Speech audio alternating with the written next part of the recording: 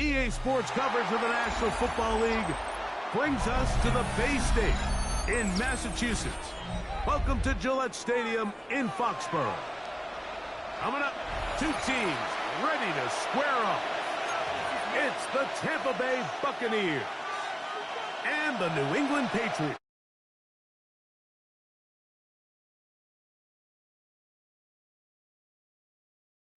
On EA Sports. On the return is Sean Tucker. He'll work his way across the 25-yard line. The Bucs take over first and 10 at their own 26-yard line.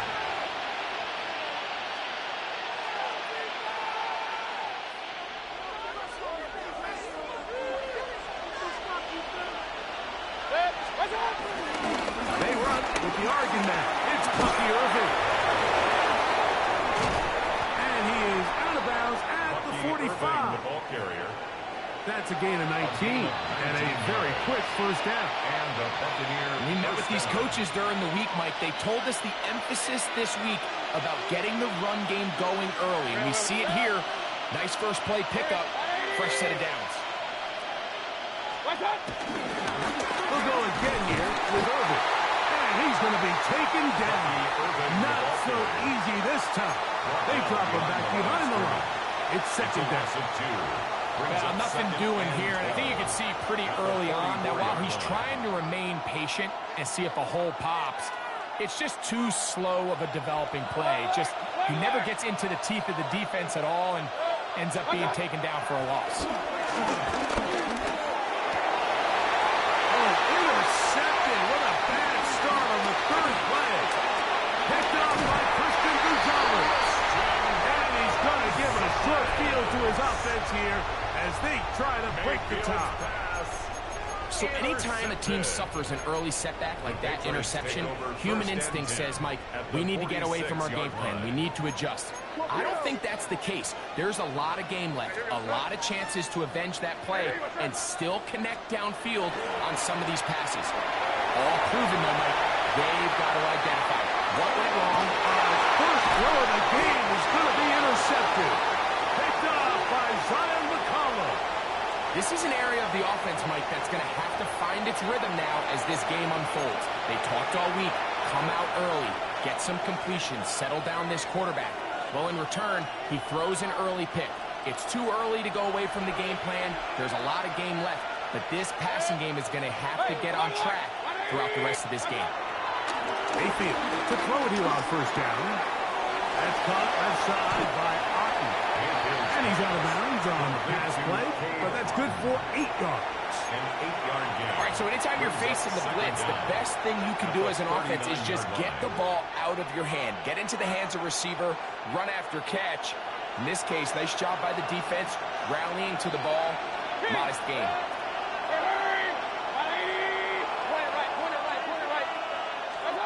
Second down throw for Mayfield. That is taken in by the veteran, Mike Evans. And he will go all the way. Mike Evans. Touchdown, Buccaneers. And this is what good offenses in the NFL do, Mike. It's the ability to bounce back, even if the onset of the game doesn't go exactly according to plan. Everybody wants to take their opening possession and go down there and come away with a touchdown. But it's not always going to be perfect. You turn it over on possession 1. What are you going to do in response on possession 2? Well, we just got our answer, and they took it down for 6. 7-0 is our score as this kick is sent into the air. And no chance to return this one through the end zone for a touchback.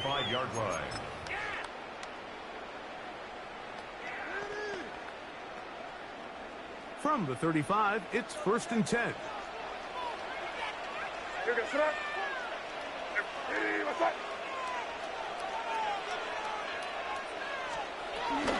run it here with Antonio Gibson. He'll take this forward for about a yard at best. Elijah Kansas in on the stop. Ball on the 36 now. Here's 2nd and 9. Now May exiting the pocket right. escaping the danger, throwing and completing. And he's taken down inside the opponent's 35. That's good for a Patriot. It's a three tight end look as they have it first and 10 at the 31-yard line.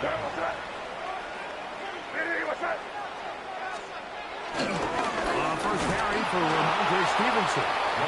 That one never got started. Defensive pressure too much, and they drop him in the backfield. So there's multiple factors, Mike, that make blitzes successful. So, of course, there's the initial design. Can you attack the vulnerabilities of the offense's blocking scheme? And then in this case, the next phase is the timing. You can see this linebacker knew exactly when that ball was going to be snapped. The offensive line had no chance to identify and pick him up, and he's able to bring him down for a loss. It may not have moved the chains, but with what they were dealing with there on second down, that's a really nice pickup because now it opens up your play call sheet on third down where it's a little bit more manual. And it looks like he's got enough for the first down. Let's wait for the mark. Yes, that run, that's enough to move the chains. First down. First and 10 So at the a 20-yard big line. third down hookup takes us to the break. 7-0 is our score. And we're back to Foxborough in a moment. Time for the second quarter. Patriots with the football as they've got it with first and 10.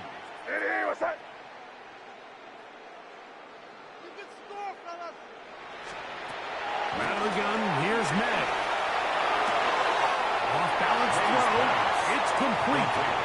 Nice job here by the defense. Did a good job just covering up everything for the most part. So once this ball was caught, really didn't have much of a choice but to just head out of bounds and pick up a modest gain. 2nd and 5.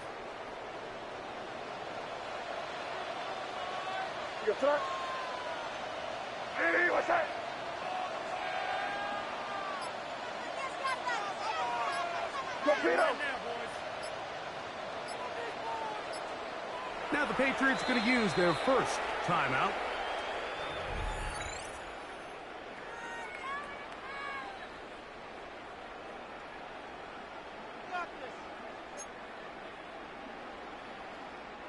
They'll break the huddle. It's 2nd and 5.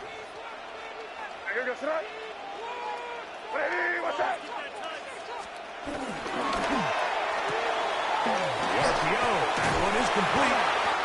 And this drive's going to continue. He's taken down. They are set up with first and goal. One of the easiest ways to negate these really good pass rushes in the NFL, Mike, is just to simply get the ball out of the quarterback's hand as fast as possible. And sometimes it's by design, sometimes it's based on need. But really nice job there by the quarterback, getting into the hands of his receiver and then see what he can do after the catch. And they'll run it here with Stevenson. And he is stopped in his tracks. Loss of a couple on the play. A loss was definitely not something they had accounted or budgeted for in this spot. And now, I think it really limits. What do you feel comfortable dialing up here on 2nd and goal? From back at the 13-yard line, it is 2nd and goal.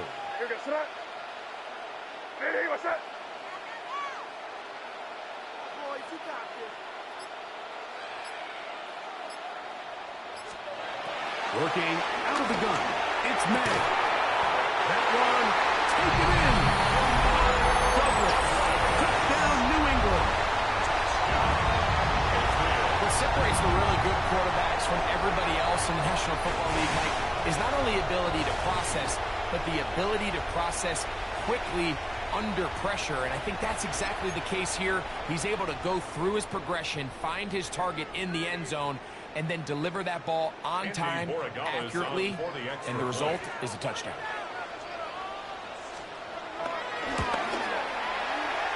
The extra point is good. And the Pats will level things out at 7 apiece.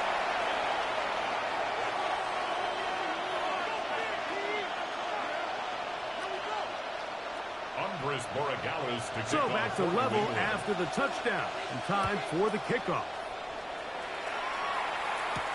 To return is Tucker. And he's down at the 28. and that's where the offense will take over. First and 10 at their own 23-yard line.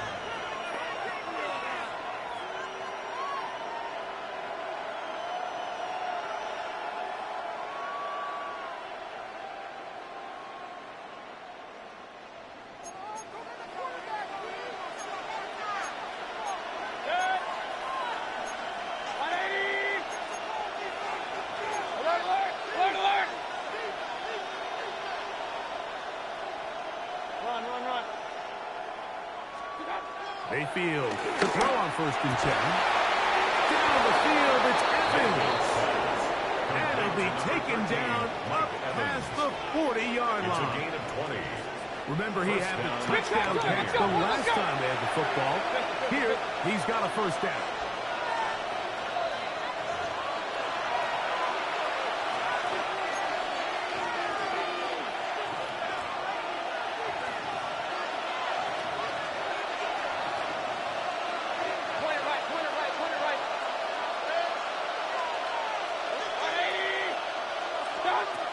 From the gun, it's Mayfield. A hit as he throws there.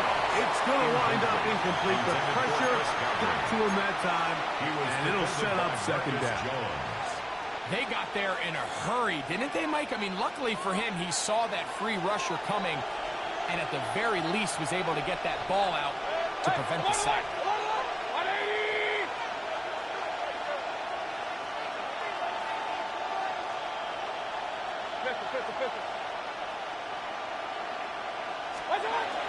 On 2nd down, Baker. And he got rid of that one quickly before the receiver even knew what was going on.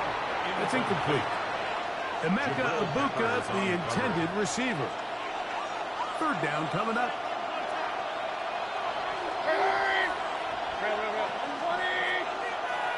Out of the shotgun, Mayfield. It's complete. He's going to be out of bounds inside the 40-yard line. A gain there of 20. Good for a Buccaneers 1st down.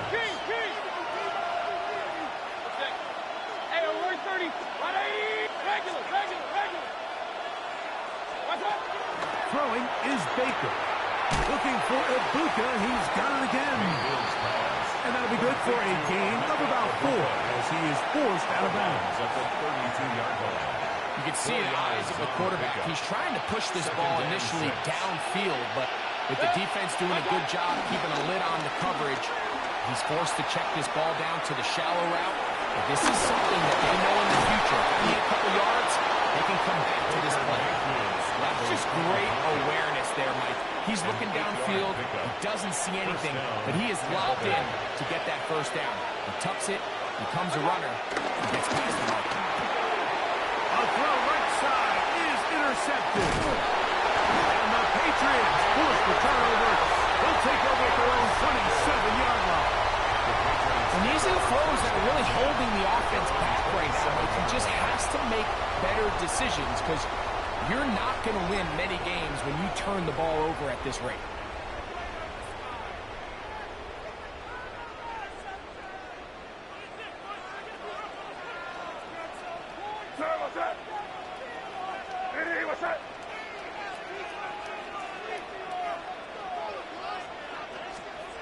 To throw on 1st down is May.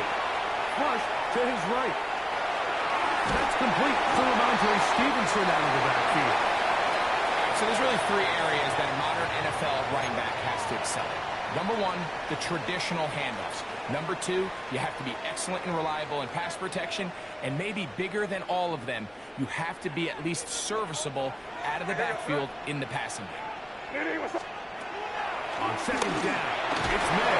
Oh, the blitz gets there quickly, and down he goes. Kalijah Kancey getting in to drop him. It's a loss of 6, and it's 3rd down.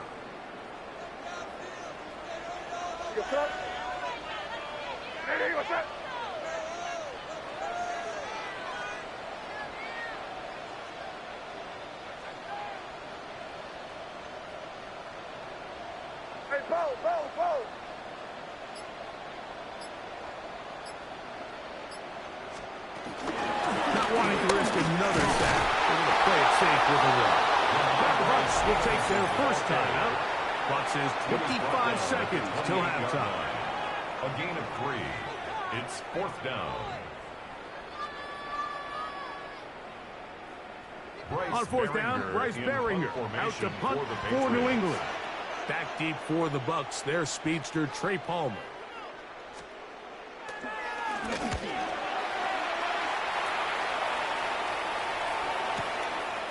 That's fielded at about the 18. And he'll get forward a few yards on the return. That's where the offense will take over. Their own 26-yard line.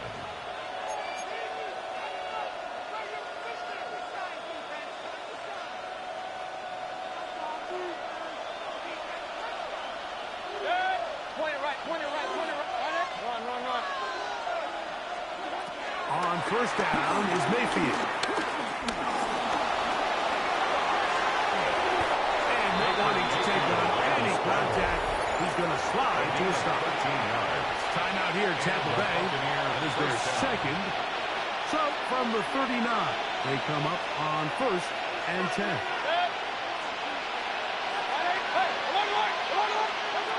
Baker to throw. A high throw there, but a nice job to go up and get it. And the offense will elect to burn timeout. 5 seconds remaining in this second quarter. These are the play calls, Mike, that offensive coordinators use to just get their quarterback and their passing game into some sort of rhythm. Easy pitch and catch, get the ball out of his hand, see a completion. These typically, as the game goes on, lead to bigger and bigger gains. Rush to his left. Along the sideline, a nice catch. The feet in. It's a short gain, but it'll move the chains. A first down.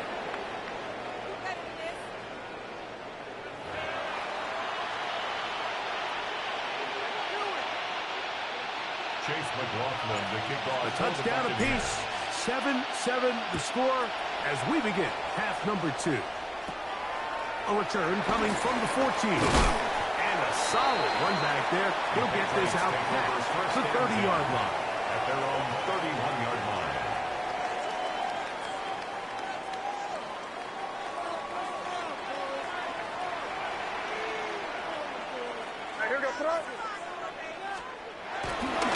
On first down, they'll start out with Stevenson. This defense all over this one. They get him down behind the line. It's a loss of a couple. Tackled back at the 28-yard line. Well, they try to get the run game started here early on this drive, Mike, and they're just going to have to do a better job up front. There's really nowhere for this ball carrier to go. You never want to lose yards on first down, but that's exactly the case here.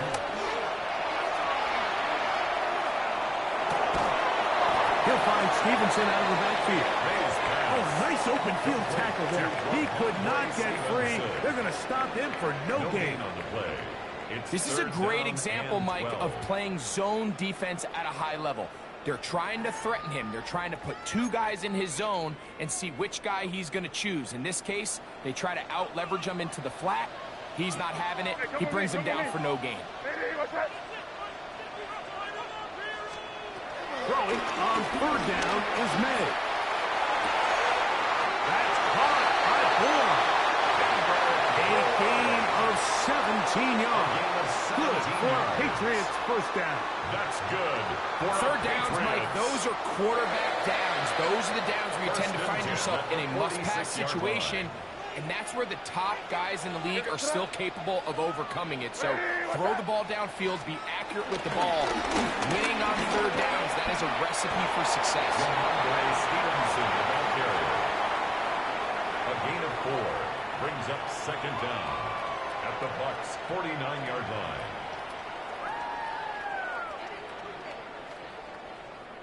From just across the midfield stripe, here's 2nd and 5. May,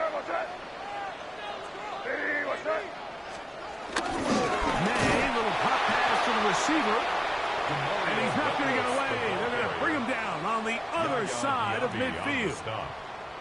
Tried to get a little cute here, get the ball into the hands of one of their receivers in space on a jet motion, but really nice job there by the defense. When you can set good edges and you can have good force players on the perimeter of the defense, There's really nowhere for this jet sweep to go because with them running horizontal before the snap, Mike, it's very hard for these receivers to cut and get vertical.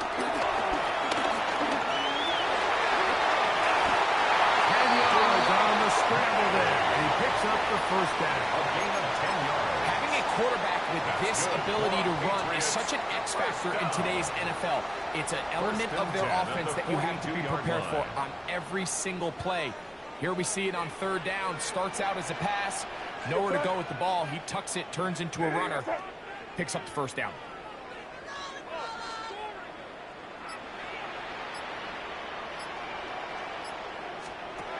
On 1st and 10, here's May.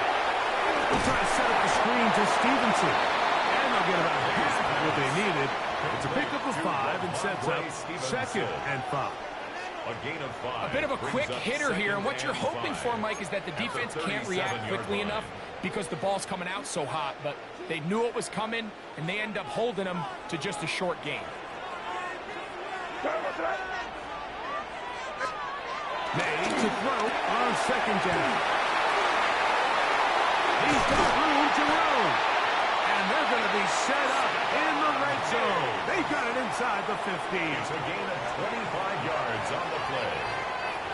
That's another Patriots. So points at a premium. Defensive battle so far as we are through 3. We'll return with more after this. This is the NFL on EA Sports.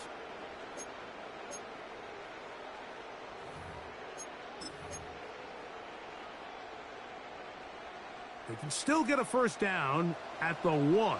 1st and 10, they go from the 11. Hey, what's that?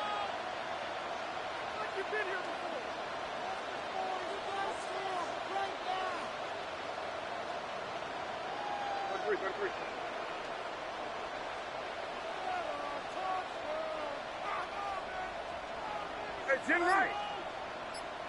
Man in motion, it's Diggs.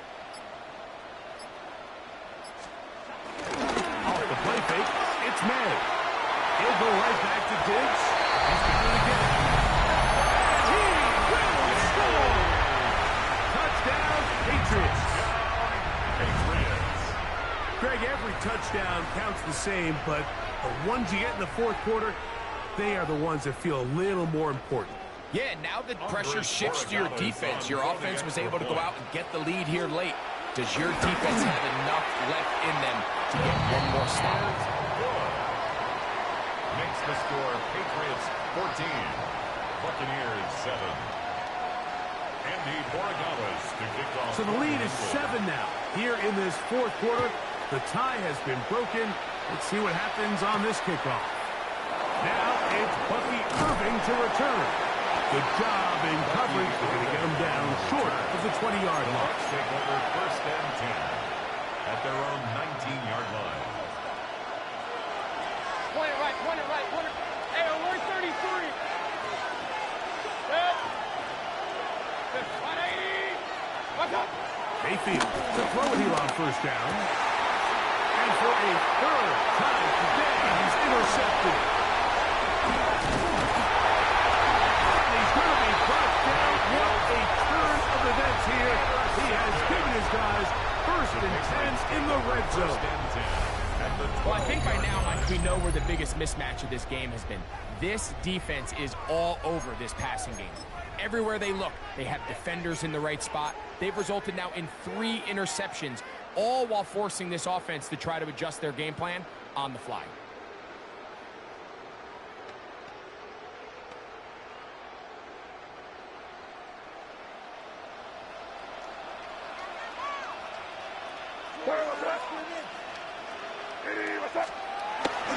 Now toss, running left, it's Stevenson.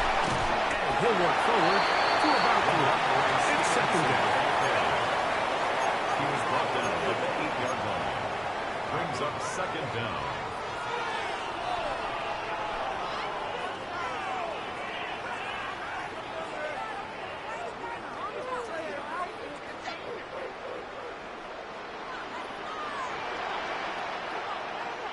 What's that? Eddie, what's that?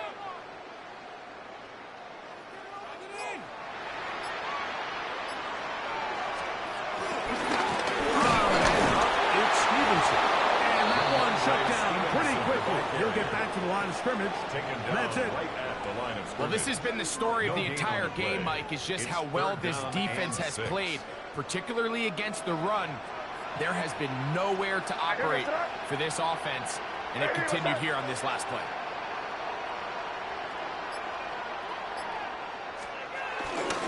On third down, here's a run by Stevenson. This will not do the trick. They've stopped him behind the line. Fourth down coming up. A loss of 2 yards. It's fourth down. Andy Borregales. So, 2 minutes to play here in the second half. Yard attempt. We'll come back and finish this one off after this.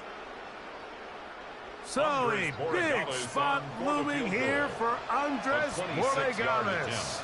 This to make it a 2-possession lead. And this one right down the middle. It's good. 17. And that could be big. They now take a 2-score advantage. After the made field goal, back out is Borregales to kick this one away. On the return, here comes Tucker. He's across the 20, taken down just shy of the 25. The Bucs take over first and 10 at their own 24-yard line. Here's first and 10.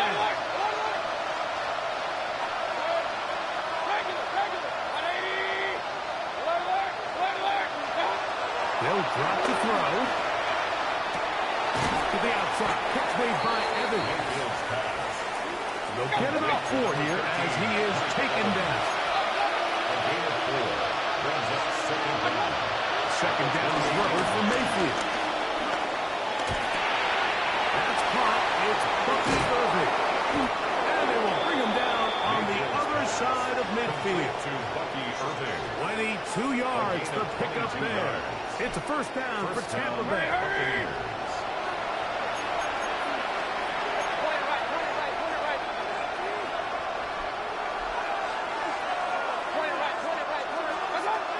To throw is Mayfield.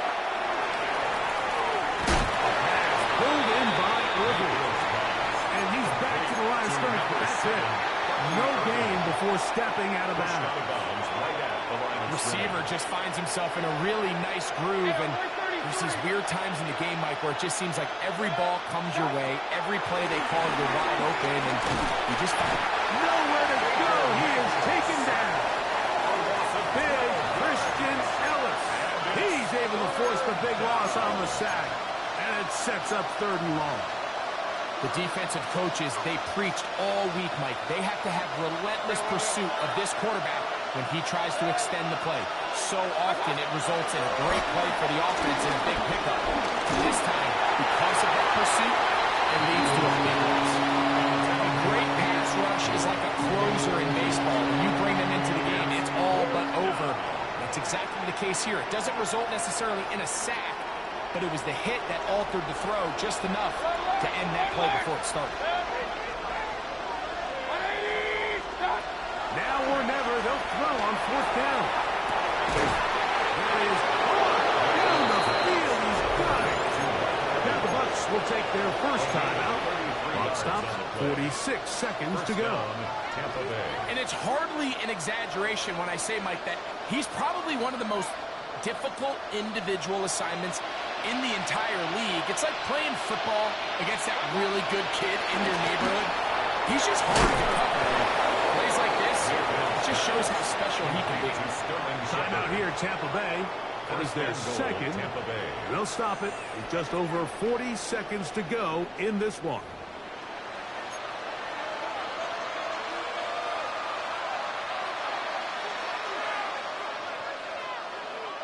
Now, first and goal. Now Mayfield. And this is going to be a touchdown. Hold everything. They are not done yet. Well, that was step one. The offense did their job, get this thing back within one possession, so they're still alive. But now they've got to find a way to get a little bit of luck and find a way to get the ball back, and it's not going to be easy.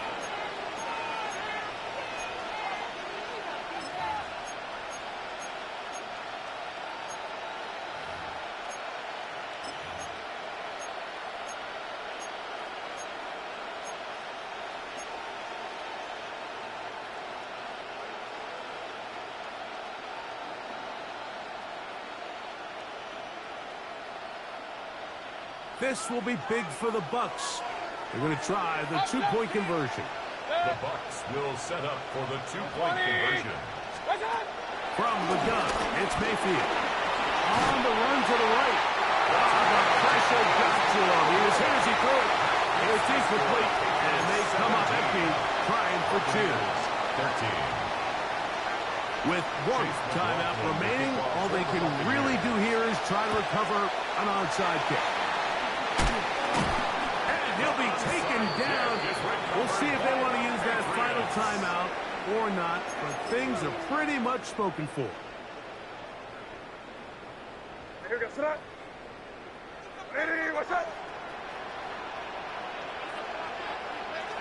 Contact up front. Did they get one of the defenders to jump? So a lot of options on the table now. It's 1st and 5. Only one timeout remaining for the defense as they take a knee. So it's a win for the Patriots. They use a little home cooking here. They play a complete football game. And they send their fans home quite.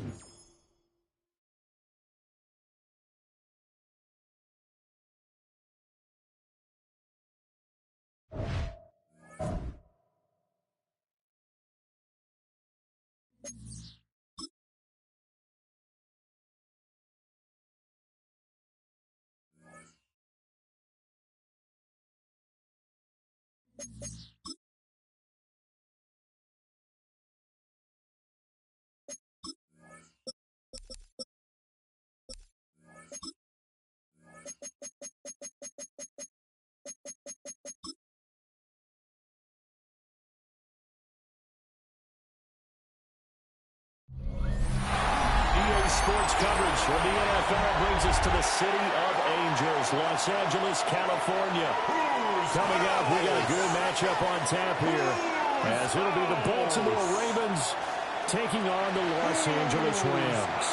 With Charles Davis, as always, I'm Brandon Gaudin. And Charles, you talked about storylines in this one. I think it begins and ends with our two quarterbacks, certainly two of the best in the business. And nowadays, I don't think you can get by for long periods of time without a top-flight quarterback. The way the game is played, with it all. And we are underway from SoFi Stadium.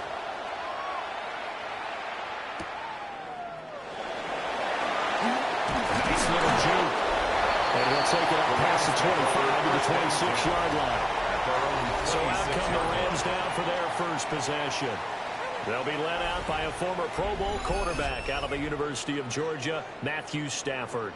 Truly one of the tougher quarterbacks in the league, is willing to do whatever it takes to win and plays through a lot of adversity and continues to do it at a high level in his high 30s, trying to make another run to the Super Bowl here in his 17th season.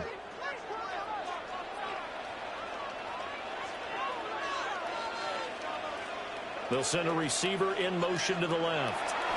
First play from scrimmage, Stafford. Throw right side, complete to Williams. And he gets this one just shy of 40. They'll mark him down at the 13 yards on the play. 13 yards on the game's opening play.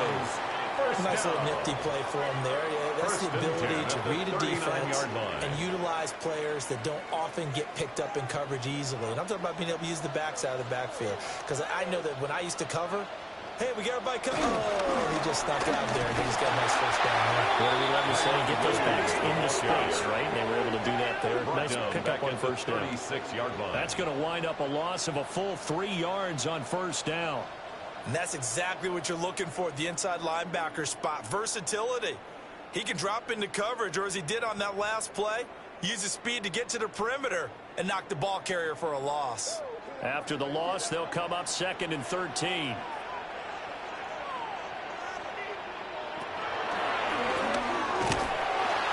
Different running back, same result as they stop him behind the line. They'll wind up losing 3. And now it's 3rd down. When a draw works, it can be a thing of beauty. But when it doesn't, oh, it can be ugly. And in this case, loss of yardage ugly. So 2 plays with only negative yardage to show, and now it's 3rd and 16. Stafford now to throw. Short throw, it's Higbee. And he's going to be stopped here at the 43, and that is not near enough to pick up the first. It's a gain of 9, but it's also going to mean a punt here on their opening drive. Coaches always harp on the quarterback reading the defense and getting it to the open man. That's good recognition there, and have that what he did after the catch. Yeah, hit your tight end, let him get some rack. Yeah, when he gets moving, not many guys want to come over and put a hit on him, do they? It's a 43-yard punt, return of 5, and the Ravens will take over. Number 8, Lamar Jackson, trotting onto the field at quarterback, ready to lead this Ravens offense. And when I watch him play, all I think about is the word improvement. Every season in the league, he finds a way to get better and has become just as dynamic with his arm as he has with his legs. 41 touchdowns, just 4 interceptions in 2024. His big goal now, getting his team to a Super Bowl. Plenty of success during the regular season. Now they want to win at playoff time. He'll get this to Flowers, left side. And he's taken down, but able to slip across the 35. 16 yards right off the bat, but a first down. 16 yards. And a Raven first down.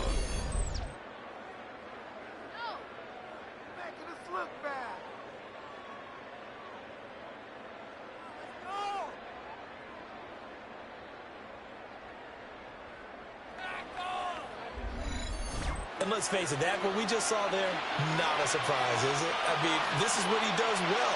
If you don't tackle him as soon as he catches the ball, this is the end result. Big yardage afterwards. Got the speed, the agility, so good with run after catch. We're only in the first quarter, so they better get a ring on a hold on that quickly. Yeah, exactly right. What's really difficult to try and defend him is if you want to press him, so that you get him on the ground quickly after the catch, a lot of times he'll just run past you at the initial point of contact, and he'll go deep.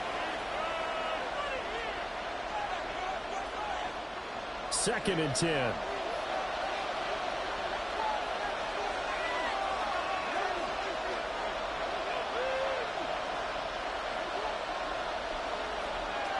Now it's Jackson. A short throw caught by Andrews. Short completion, just 4 yards. And it brings up 3rd and 5 now. I think defensively you're okay with that. Here in the first quarter, he's going to get some catches, but they rallied to him quickly. And that's what you count on, and I like what you just said. First quarter, can you do it all game long? They catch it, you tackle them, they go down on the spot. Because when you're able to do that, and you don't give up big chunks of yardage after the catch, now you put the offense in a position where every series they have to work hard to pick up first downs, and you tend to stall them out when you do that. Lamar Jackson, such a threat with those legs, able to improvise and get the first. He's a talented runner, and that means he's always looking for bigger and bigger gains when he takes off. Certainly found some bonus yards there beyond the first down marker, and this early drive will continue with that extra jolt from his legs. And they nearly spread him that time as he takes this all the way down to the 37. They get 10 more there, and I believe that'll be enough for another first down. It will.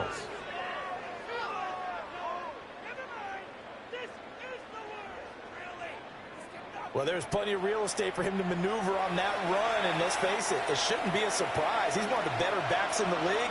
Had to come into this game with the idea, slow him down, otherwise it's going to be a long afternoon. The quick feet by Jackson, and he's going to get this down here at the 20-yard line. The escapability in evidence there is that one good for 15 in the first. I can't be sure how much of that was planned pre-snap, but it certainly opens up some avenues for their offense. And if he can stay a threat to break off those kind of runs, it'll pull defenders away from coverage and open up some choice throwing lanes for him moving forward. And the reinforcements come in as they're going to stop him behind the line. A loss of 2 there, second down. With his size, he's a tough man to bring down, but they do a nice job there stopping his progress and not allowing him to get back to the line of scrimmage. Maybe just a slight detour on what's been a strong drive. Here's 2nd and 11. And now Jackson will look to throw it. Throw right side is complete to Andrews, his tight end. And he takes it down to the 10-yard line. That's good for a first down, his second catch of the opening drive. And it's a real luxury when you have a guy who can turn a short throw into a solid gain at any moment. Once he caught that ball, he ID'd where the open grass was and got there in a hurry to pick up a new set of downs for his offense. And running room scarce here. He's going to be stopped in his tracks at the line of scrimmage. It's a loss of a yard there, and it's second down. Well, there they went blitz defensively, Charles, and things were paved well coming from the linebacker position. I love the way that you described it, paved well. Oftentimes, the guy who gets home on the blitz, he's going to get all the credit, but his teammates did all the dirty work, right? They ran into people on purpose. They sometimes tugged on jerseys to hold linemen to create space and gaps. And that play finished off really, really well. And he is into the end zone for a Baltimore touchdown.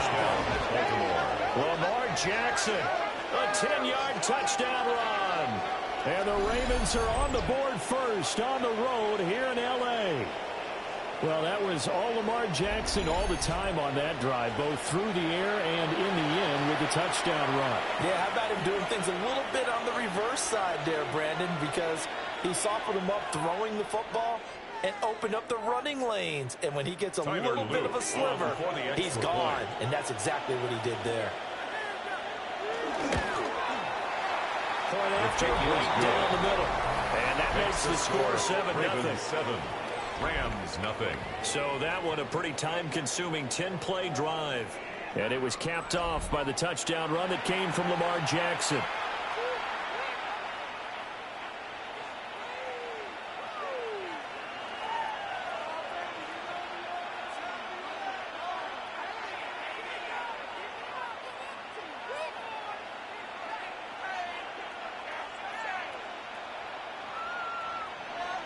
Now after the touchdown, Luke back out to kick this one away.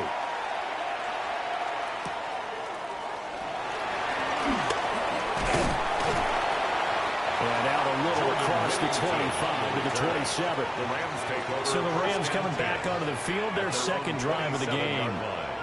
The last series for them, a little disappointing, forced to punt. And now they'll try to do better here and come away with some points as they begin this drive, 1st and 10.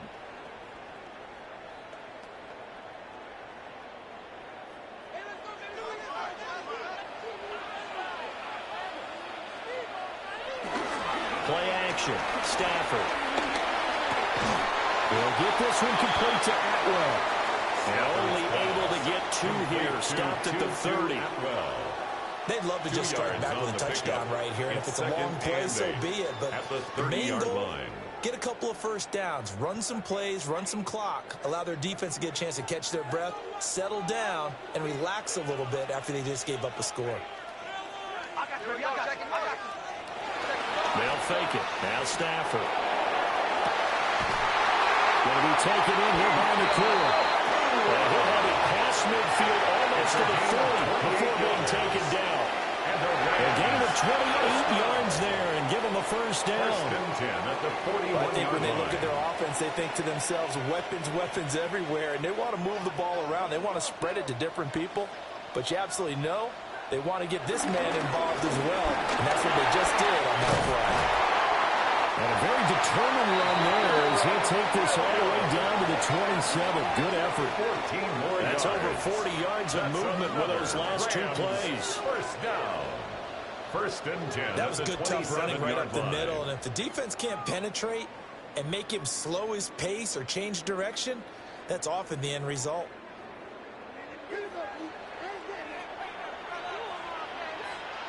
They'll send a receiver in motion to the right. Now Stafford. Screen play set up for Williams. And they'll be tackled at the 23 after a gain of 3. Good reactions there defensively. That screen was a little slow in developing, and they shut that one down with little gain. At the 23-yard line. Now a 2nd and 6.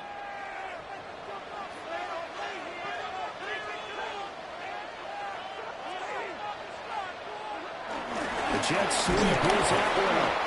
And he is met at the line of scrimmage, and he goes down right there. A loss on that play, and now 3rd down gets tougher. 3rd and 6. 3rd down and 6. Well, as a wideout, when you take that handoff and you're coming around the edge, you're expecting to see nothing but empty space in front of you. But if not... Well, things can go south in a hurry, and that's exactly what we saw on that play with a loss. Work in the middle of the field, and he's got a man complete. And they'll get this down to the 10. They're able to convert on 3rd down, and that sets up a 1st and goal. Rams, 1st down. 1st down and goal to go.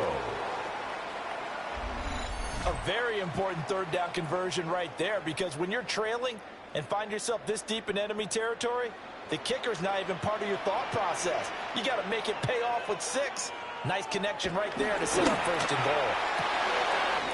Firing quickly here, and that's complete.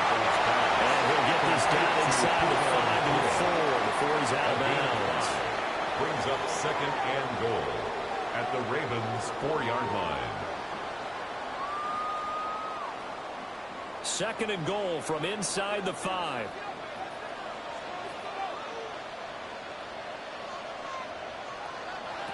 Stafford. Not able to get a single yard there, and it'll bring up third down. That's a nice job defensively to make sure everyone was accounted for, because ordinarily you pick up the guys downfield and sometimes you forget about the running back. In this case, they did not and dropped him for no gain.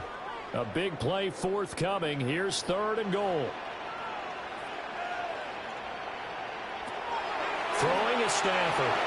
They'll set up the screen. This is Williams. And he's able to get it down to the 2-yard line. A great job to hold him to just a yard there. Now it's fourth and goal. Well, there certainly was a lot going on that play. Every option in the end zone covered. No place to go with the ball. Had to swing it out to the back. A good job running and getting him tackled in the open field. Joshua Carty. So on fourth down, Sean McVay going to send out the field goal unit. 19-yard attempt. And his kick here is good. So a conservative decision there, but it does put him on the board. And I know the players hate it, the coaches hate it, but sometimes you just got to take the points when they're there. Sometimes a field goal is pretty darn good.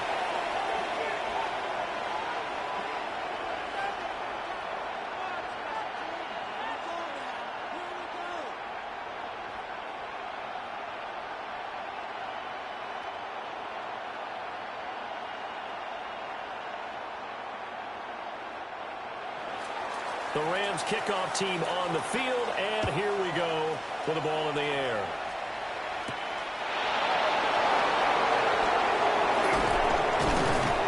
And a decent return out to the 27-yard line. Baltimore set to take over here for their second possession of the game. This drive here beginning probably with a pair of motivated groups. Remember, the offense scored a touchdown. Their last time out, looking to repeat that in Charles's defense. They were very frustrated after giving up 6 the last time on the field. And frankly, it's just a battle of wills in a lot of ways, because you know they're both motivated. They both game plan for this drive, and they both have specific outcomes in mind. To me, it just comes down to who can execute better and which side can step up and assert its will over the other. Well, that one drops down, incomplete. Good coverage there, forced the ball free, and it's second down. To second and 10. They certainly thought he had an open look beyond the first down marker to his receiver, but they just couldn't connect, and that will send them back to the drawing board. Now it's second and 10. Draw play. This is Henry. And he'll get about 3 here as he's out to the 32. Derrick Henry. Well, that's a good start to this drive on the defensive side of the ball. Forcing completion on first down, and you're able to shut down the running play on second. Yeah, I wouldn't be surprised now. A little bit of pressure going at the quarterback in an expected passing situation. Now a third and 6. Jackson. And the Rams got it. They got it down. It's a loss of 10 on the sack, and it leads to 4. And this is what you've got to do against a quarterback like him. You've got to keep him in the pocket and not let him get to the perimeter, because once he gets outside, that's where he can really hurt you.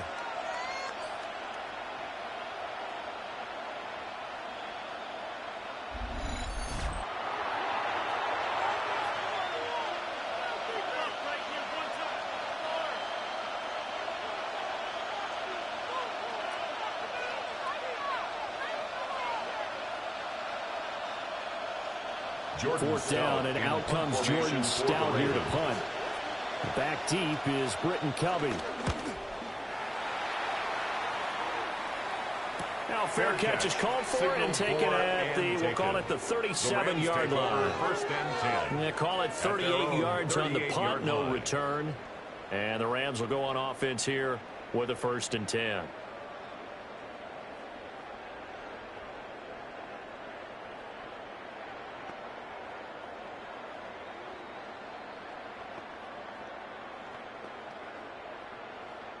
Stafford and the Rams come up first and 10 at their 38.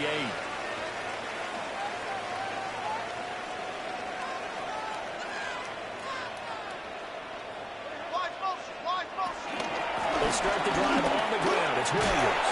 And he works his way forward to pick up 4 yards there on second down. Brought down by Nice chunky yards on first down. It really opens up your options for what you want to do on second. You go right back to him and hope he explodes, or sucker the defense in before throwing over the top. Second down at 6 now from the 42.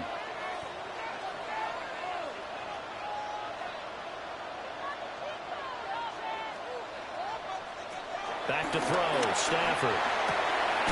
The left side throw complete to Adams. And he's going to be touchdown, but he's got the first down. A gain of 6. That's good for a Rams first down. 1st and 10 at the 49-yard line.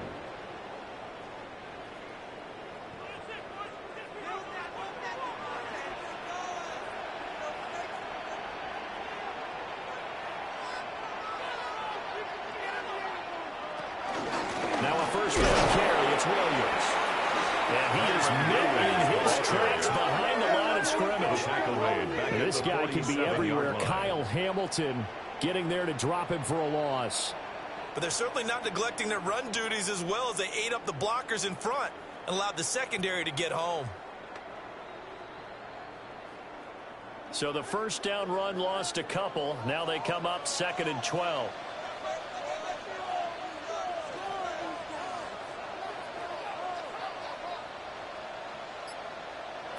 Now Stafford. Open man is Atwell, complete. And he's able to take it across midfield before going out of bounds. It's a gain of 6. We'll go down. It's a gain of 6. And that'll lead here to a 3rd down. They are in need of 6 yards here if they hope to move the chains. Here's Stafford. Got his man complete over the middle. It's Williams. And he's going to be taken down with the first down at the Ravens 36. A nice pickup there, 10 yards.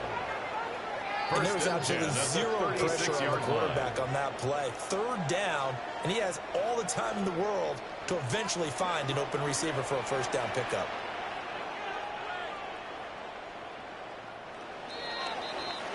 After one, 7-3 the score on EA Sports.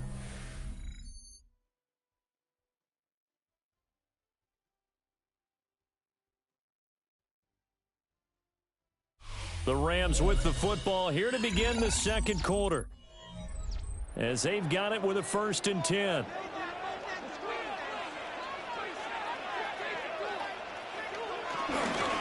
They go back to the ground with Williams. Nothing good. Barely less for a yard. He hit the 35.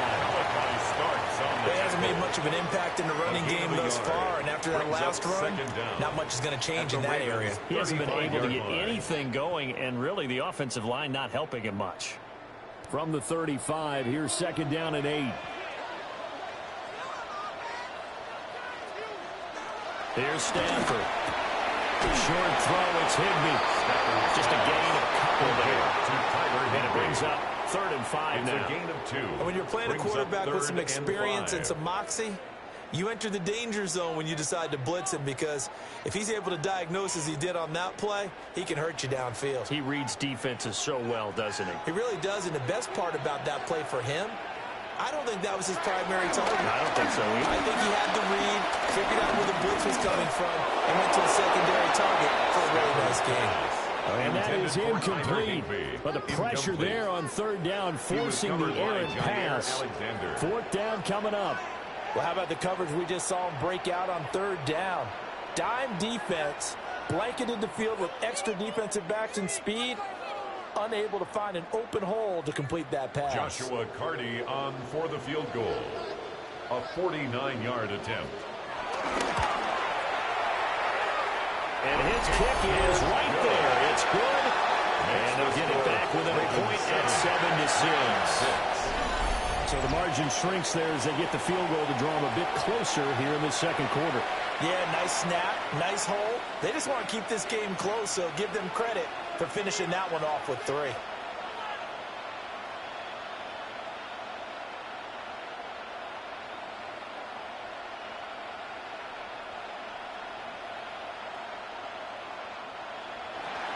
The Rams kickoff team on the field, and here we go with the ball in the air.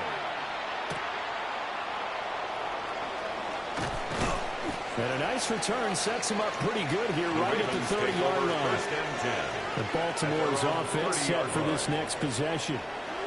Obviously not the intended goal last drive. They had to punt the football, but still they've got the lead here, and now a chance to add on to that lead if they can get points on this drive. 1st and 10 upcoming. Jackson and the Ravens come up now 1st and 10 right at the 30. They'll come out throwing here to start the drive. And he'll get this underneath to Henry.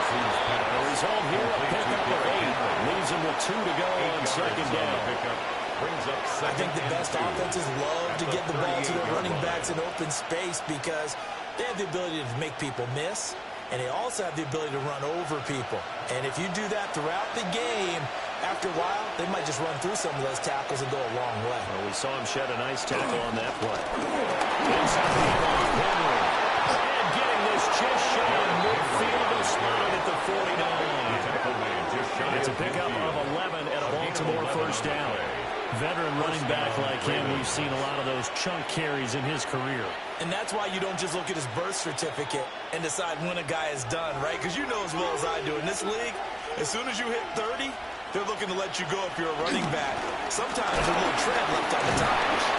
And a hard-earned yard there as he ran through one would-be tackler. It's 2nd down. 49-yard line. Well, sometimes you just have to give credit to the defense. Great job there at the point of attack, holding up. They won their battles at the line of scrimmage, left him no space to try and run. A really nice job swarming to the ball carrier. Now it's Jackson. And he's got his man in stride, complete. And he gets this inside the 35-yard line. The catch and run there, good for 16 and a 1st. Yards. And the Ravens 1st down.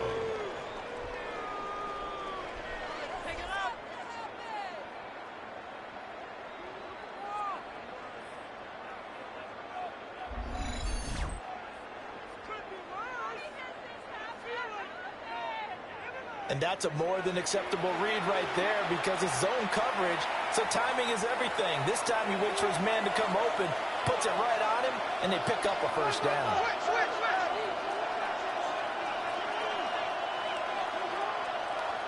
Jackson now. A short throw caught by Andrews. That's good. The completion there for 7 yards. And that'll bring up a 2nd down in just a couple. They really love to get him into one-on-one opportunities, and this is one way. Work him out of the slot and create a mismatch. Who's going to cover him? Corner, safety, linebacker? He's got a way to beat all of those positions.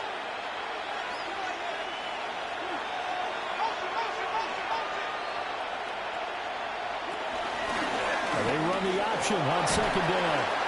And he stopped after a gain of 1. Not enough. Still a yard to go on 3rd down. Hasn't been a defense coordinator yet. The thing 2nd and 2 is a fun situation to try and defend. Playbook is wide open for an offense, partner. Nice job holding to 1 after that 8-yard pickup on 1st down.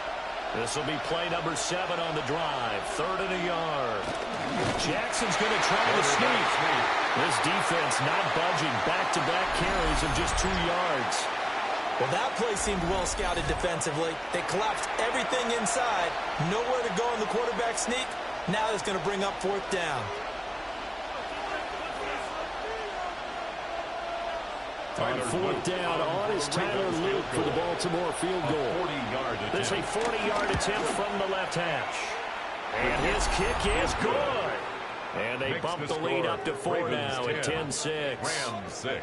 So they're content to take the 3. Somewhat of a conservative call there, opting not to go for it on 4th and inches. And that's from a team that you and I know is not usually playing it close to the vest. It's a little bit of a surprise that they opted for the 3 instead of going for it.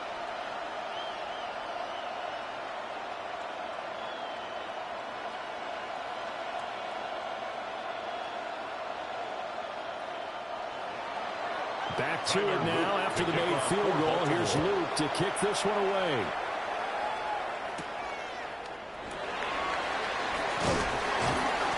And taken down just past the 20 at about the 21-yard line. The offense for Los Angeles returns to the field. Now they're about to come up on drive number 4, but so far just 2 field goals on drives 1 through 3. Wondering if the head coach has talked with his offense coordinator and said, look, let's go ahead and press this a little bit. I'm giving you 4 downs on just about every occasion to try and get this offense kick-started and have it culminate in touchdowns. You know, maybe someday you press it a little bit. This might be the case. They'll bring a receiver in motion right. They'll fake the jet sweep, and instead of give up the middle to Williams. And he'll go down right at the 30-yard line. Good yardage there on first down. Exactly what you want. Get yourself set up to keep making first downs, keep the clock running. And if they're smart, you're starting to milk the clock. No hurry before you run your second down play. Williams going to get him again on second down. And he's able to get out to the 42, brought down there. 2 yards on the pickup, and that's all they needed to move the sticks. I know what you're thinking out there. I know a lot of you are thinking, take a shot downfield. It's a great spot for it. I'd say maybe later in the game, definitely in the second half. But right now, I think they were just trying to get some momentum built. Get a first down, pick it up, and keep moving. Now it's Stafford. It's caught here by Adams. So the completion results there in 9 yards. And that'll leave him with a second and just a few inches left. It's a game of matchups, and that's why you take your receivers and move them around a bunch, especially your best guys. And when they work out of the slot, you often hear the coaches talk about how great it is because it gives you a two-way go. You can break out or you can break in. That makes it hard to defend. A solid run is. He'll pick his way down to the 42-yard line. 44 yards on the ground for him now on 9 carries. And the Rams, first down. 1st and 10 at the 42-yard line. Well, if they continue to run the football this strong, right up the middle, I don't know if they can wait till halftime to make adjustments. They better find a way to get it done series to series. I don't know if they need to sub some guys out, bring in extra people, maybe change what they're doing on the defensive side of the ball. But right now, they're running the ball very well right at them and right up the middle. And they'll get this to the 30-yard line before crossing over out of bounds. 12 yards that time for number 12 as they move the chains. Well, coaches always talk about finding balance on offense. I don't think you get much more balance than this. Big-time run, big-time pass. A 1-2 combination. Looked pretty good. How about that? Let's see if they can continue to take that kind of a punch, though. To throw is Stafford. To the right side and complete to Atwell. This one stopped about 2 yards shy of the marker. 8-yard gain, 2nd and 2. It's a gain of 8. Brings up 2nd and 2. 22-yard line.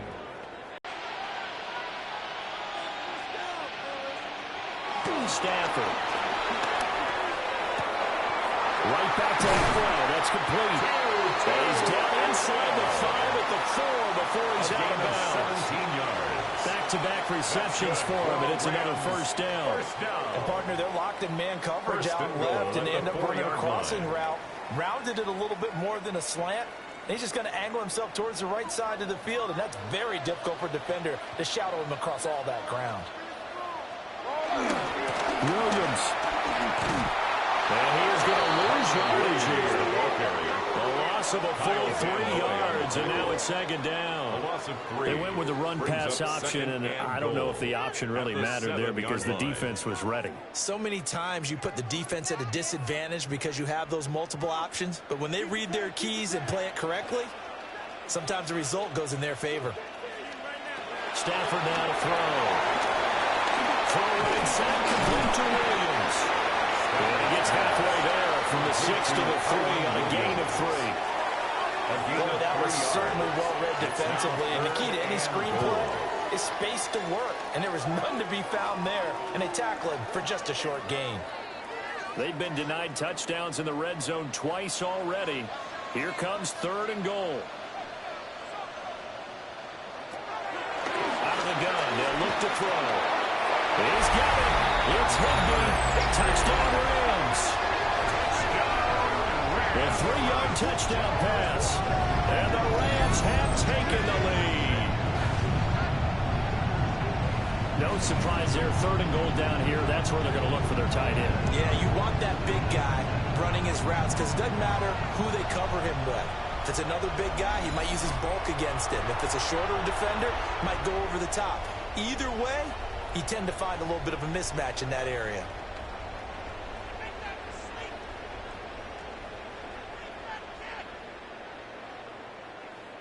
The call is to go for 1 and kick the extra point.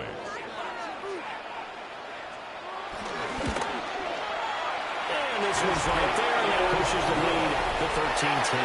That's the score. Rams 13. A 10-play drive that time. And the result for the Rams, a touchdown.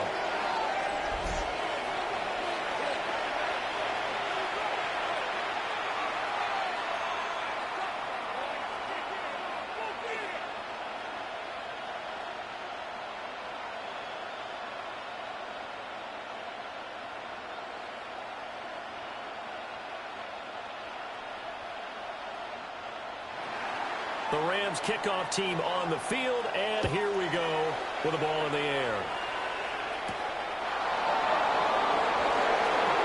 Now, how about this return? And good starting field position. He'll get this one all the way up to about the 35-yard line. Baltimore about ready to go on offense. And after the field goal last time, we'll see what they can get here. At least they got points out of the last drive, Charles. I've never met an offensive coach that didn't want to drive to end with a kick. Most of them want to end with a PAT, right? In this case, a field goal, they'll take it. Way better than the alternative, which is a punt. Yeah, but you met fan bases that wanted that, that weren't happy with that field goal. I haven't met a fan base yet that wants to drive to end with a kick, other than the extra point. That's it. And that is incomplete. Now the coverage a little too good there, and it's 2nd down. Leads to 2nd and 10. It's another zone defense. It looks like it's open for possibilities, but they did a nice job patrolling the middle of the field and forcing an incompletion. Here's 2nd and 10. From the gun, Jackson. A short throw caught by Andrews. Call it a gain of 6 on the play. And we got a 3rd down and 3. It's not quibble about the gain there on 2nd down. That was a positive play because that was a take-what-you-can-get situation. Got out to the tight end. Now it gives them much better opportunity to convert on 3rd down. And this offense on 3rd down today, just 1 for 3 thus far. Here it's 3rd and 3. That one into the hands of Flowers. And he'll be taken down across the 50 at the 45 in enemy territory. A 2nd catch for him today, and it'll wind up a 1st down. That's a play that'll likely be forgotten when you talk about big moments in this game. But plays like this are critical to keep drives going. And if points result, we'll call this play significant.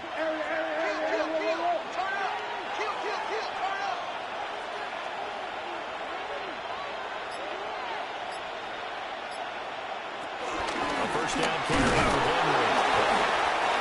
Just a yard on the 1st down carry, so it's 2nd and 9. Yeah, things are pretty stacked up here in the middle of the line. A lot of bodies, not much space. I think ultimately he was fortunate to get anything out of that run. 2nd and 9 from the 44.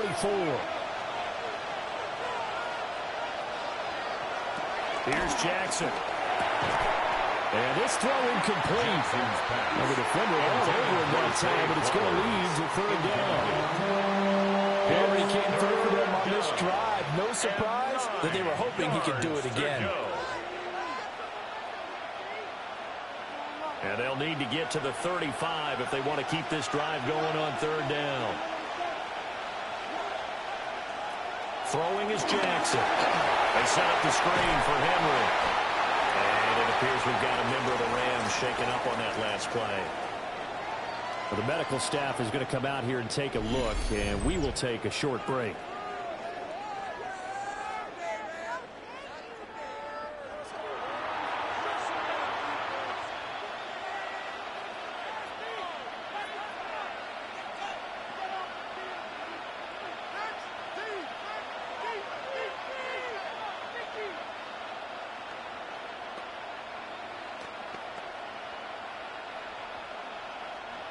Here's Jordan Stout now. For the Ravens.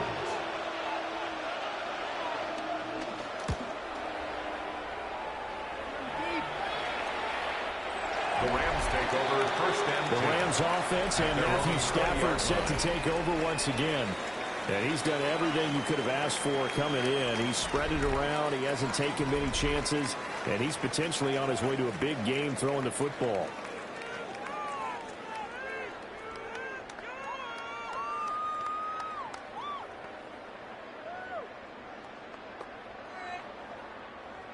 The Los Angeles offense set to begin their next drive.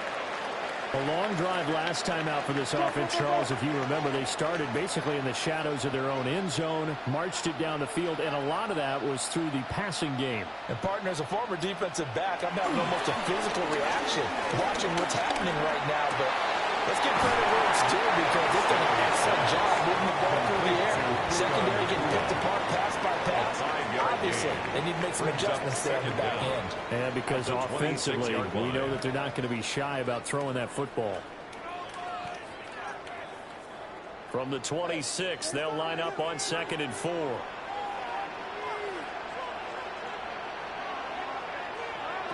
Now Stafford. Pass complete there to McCoy. And they're able to get this one across the 35. Gain of 10 yards. They call his number again. It's his 6th catch and a first down. Well, he's been a busy man in this first half. They've targeted him quite a bit, including both plays here to start this drive. And until that defense starts reacting a little better, they may just keep going back to him. Up the middle, it's Williams. And nothing much materializing there on the first down run. He'll get a couple, and that's it. He's brought down at the 39-yard Defensively, we line. always know that he is tough in run support, and I think the way that he gets there is he understands what an offense is going to do before the ball's even snapped. A great job of scouting prior to the game, then reading, reacting, and taking the right path to the ball carrier. Now a play fake, and it's Stafford. On the out route, this is Adams with a catch. He's going to be out of bounds, but not before he takes it inside the 40 yards. A gain there of 21 yards. First down. Now how about this throw right here? Had to throw it to the left sideline, and you know the timing's got to be correct on this one. Ball's got to be right where it needs to be, and it was. That's because he had great arm strength on that one, able to drive the football. Quarterbacks love it when they can show off their arms. Throwing is Stafford. Short throw, it's Higbee. Just 3 yards on the catch there. He couldn't get away. And it'll be second down. They gave up the completion there, but this is what zone defenses count on. Catching the ball and not much run after the catch. Here's 2nd and 7.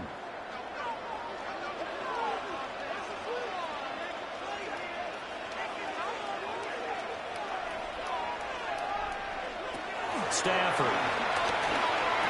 And that's complete to Adams. 9 yards to pick up there, and it's a first down. 9 yards. That's another Rams first down. 1st and 10 at the 26-yard line.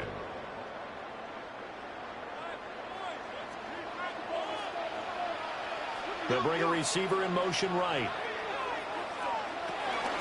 Now Williams running left. And he will lose yardage here to the 31-yard line. So a loss of 5, and it'll be second down. When coaches stress their defense being physical, they don't just mean the big guys. How about the guys on the outside, the cornerbacks? It's not just their job to patrol the airspace. They can get involved in the run game as well. The Rams going to go ahead and use the first of their timeouts as the clock stops here with 46 seconds remaining in the first half.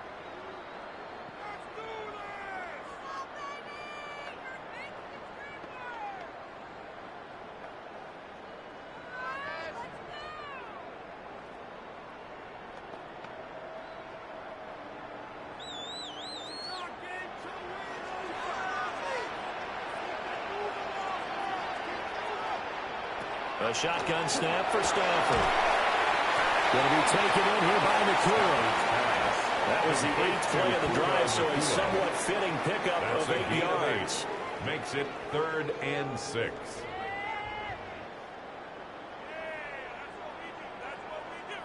There they'll be in search of 6 yards here on 3rd down. This is now the 9th play of the drive.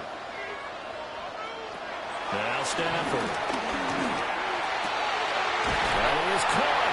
Touchdown, Rams. 2-2 Admiral.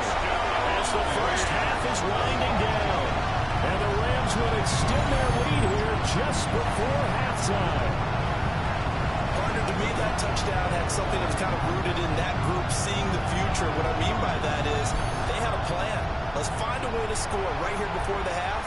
And now to give us momentum going into the second half. Give us that cushion that we're looking for. They got that accomplished, scoring right before the half ended. No going for two. They'll kick the point after.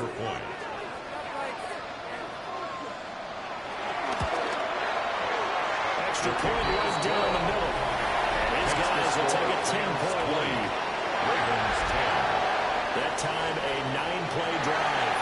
And it winds up with a touchdown for Los Angeles.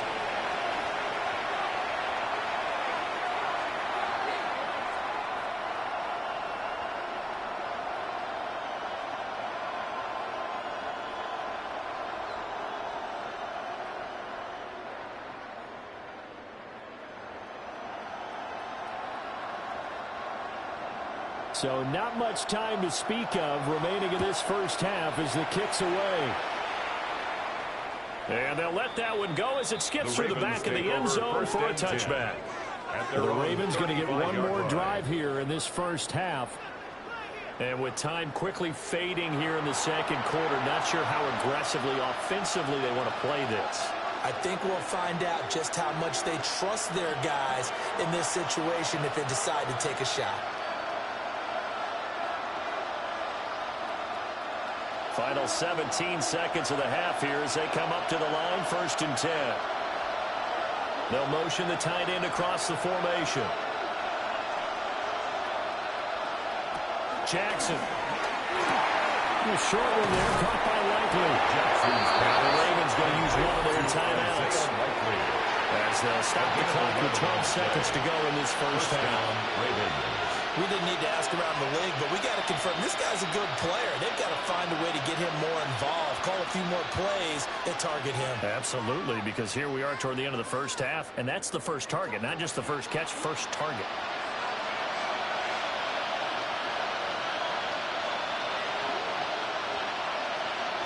From the gun, it's Jackson. Incomplete, and we're down to 8 seconds now. You guys have been very good about checking my math. Am I correct? That's the first time that it's been incomplete when they've thrown it to him? Yes, he had caught every other ball coming his way. So they feel like they've got something really good going there, and they're going to continue to go there until the defense makes an adjustment and takes it away. Well, they finally made an adjustment there. We'll see if they can build on that stop. Now Jackson. That's complete. It's Rashad Bateman. Now he's able to take it across midfield before going out of bounds. They get 6. That'll leave them with 3rd and 4. 3rd down.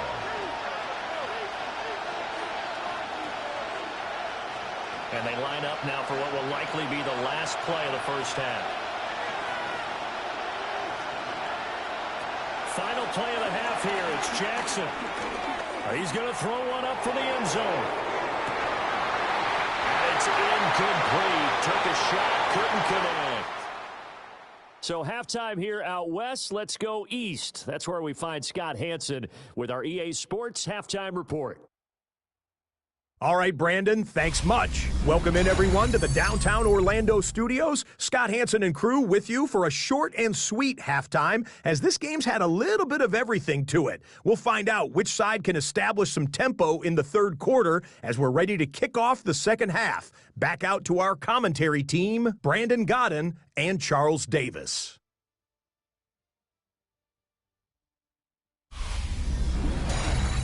All right, Scott, thanks very much. And we welcome all of you back here on EA Sports for quarter number 3.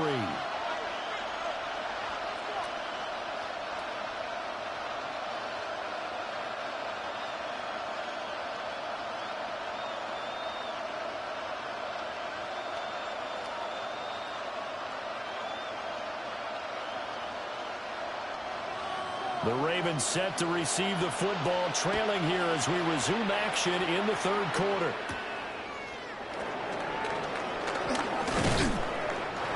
to get this out to the 25. Out come the Ravens now. They'll go on offense first here in this third quarter. And Charles, some things to like about that first half. Ultimately trailing here, but certainly this deficit is manageable. So curious to see what adjustments they may have made at intermission. As am I, because I think things bode well for a possible comeback, because I thought a lot of their best reps in the first half came through the passing game. They were hitting the open receivers, taking whatever the coverage gave them and making it work well for themselves. Now, they just want to pick up the pace of scoring a little bit. So I expect them to come back, continue to throw the ball effectively. On second down, here's a keeper by the QB. It's a loss of 4 on the first down play. Well, he's had success running the football in this one. Yeah, that's undeniable, but that time the defense was onto it. And partner, I think the more you see a play like this, the more they're able to diagnose it quicker and easier for them to defend it. I think you have to dress it up a little bit and show maybe some different formations and looks. Jackson to the right side, into the hands of Flowers. And he'll get this up past the 25 before it's out of bounds. So give him 5 yards there on the pitch and catch. And 3rd and 8 now. They'll be in search of 8 yards here as they hope to convert the first down. Now it's Jackson. A short throw caught by Andrews. And I don't think he got there, no. He's short by maybe a foot, maybe. Call it 4th and inches. That pattern and scheme was well defensed on 3rd down. He tried to just sprint from one side of the field to the other, and they got it to him quickly. But no chance at yards after the catch there, and they stop him short. Here's Stout to punt as he boots this one away. Fielded at the 20. A nice return that time, gets 12 yards back. And here come the offense as they take over. The Rams offense and their quarterback set to take the field once more. And he's been a nightmare to scheme against throughout this one. This defense has been totally taken apart, and that is borne out in his numbers. He's been terrific all game long.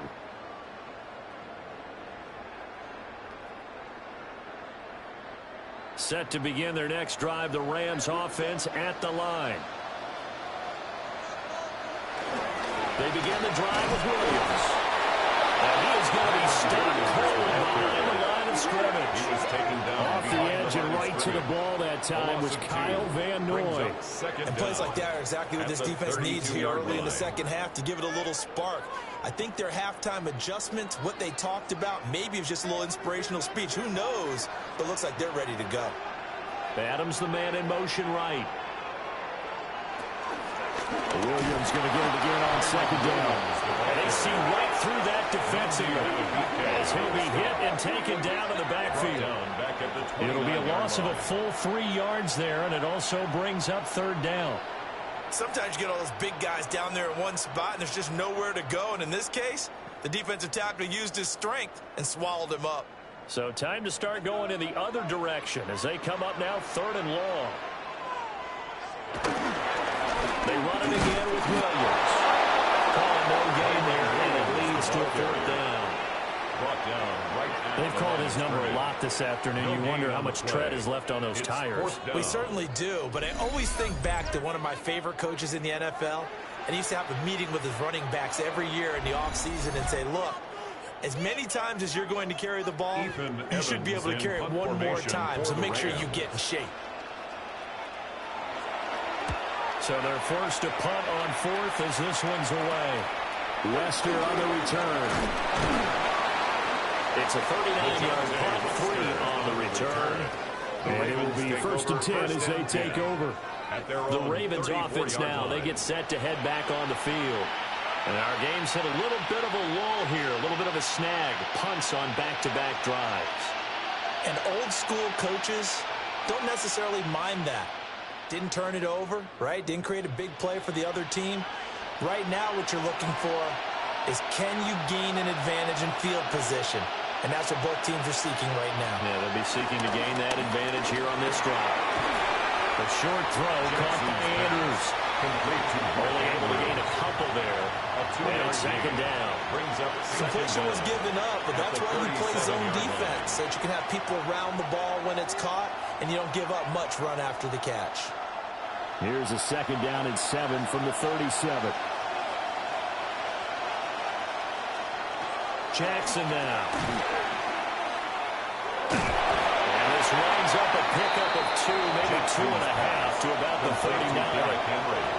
I know it was a game, but you have to sense probably a little bit of disappointment there, because when it's out there in open space, I think they expect to get more out of a play, don't you? Especially when you're getting it to your guy out of the backfield. You're expecting him to be able to create something, be a little more shifty. Yeah, no doubt about it. Good open field tackling held it to an okay game.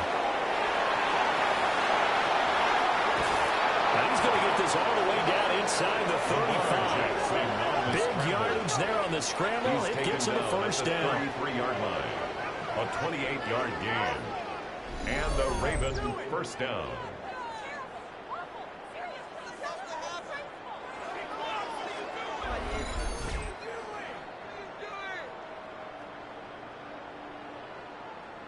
Remember, Brandon, he ran for a touchdown earlier, so his decision to go ahead and tuck it and go again turned out to be a wise one. And the decision is what is important here. He has made some good decisions on when to tuck it and go.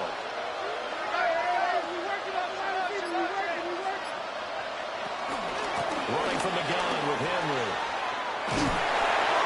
And some strong running there as he's down just shy of the 20 on the edge of the red zone. 41 yards rushing now on 8 carries for him so far. They held him in check in the first half, but that's his longest carry of the game right there. So would this be the definition of fresh legs since he didn't get much done in the first half? Now he has a great opportunity. He's taking full advantage of it. They run the option here on 1st and 10.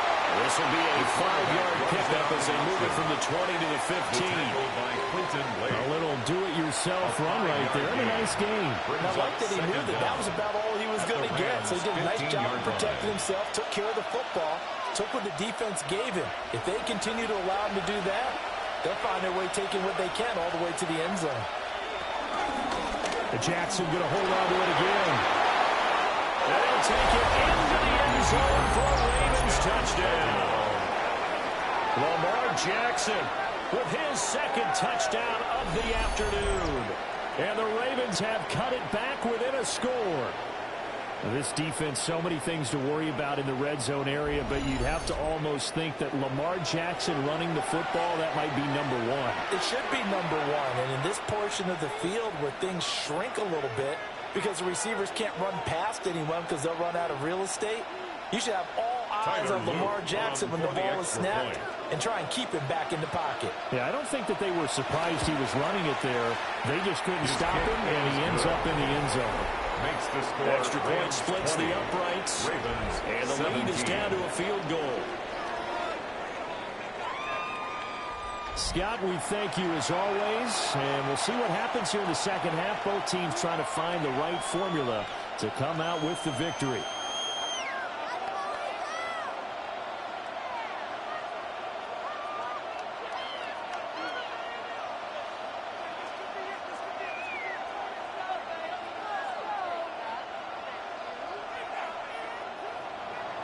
Now after the touchdown, Luke back out to kick this one away.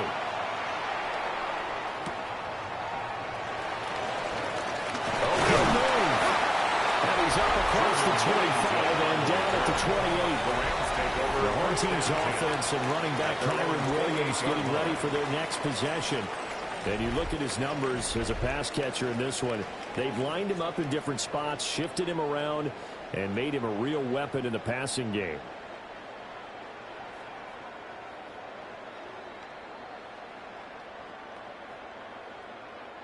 The Los Angeles offense set to begin their next drive. Pretty important third quarter drive for them. Momentum has sort of shifted the other direction after that last touchdown as they nurse this small lead. Marlon Humphrey on the defensive side making that look easy from his corner position. I'm getting a sense that the momentum of this game is changing since the break. Nice play there, and this D is fired up. After the loss to start out, here's 2nd and 11.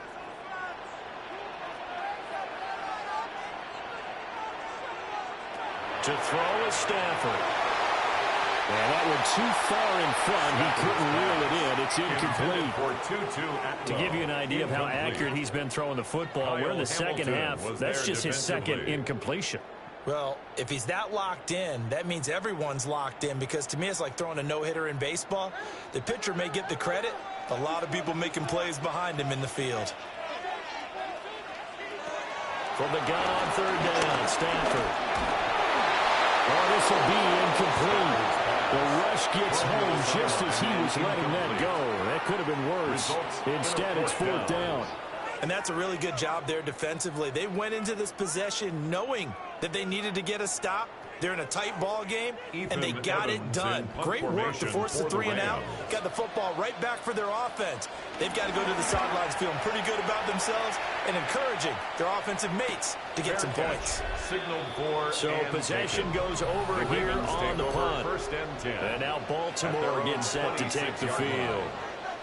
And they'll just simply be looking to build off the confidence of the last time out where they scored a touchdown. Then confidence is powerful, isn't it? When you've scored once, you feel like you can go back out there and get it done again. Doesn't matter what the defense throws at them. They feel like they're in a groove right now, and they want to get out there and show it. Yeah, hoping to stay in that groove here this go-around.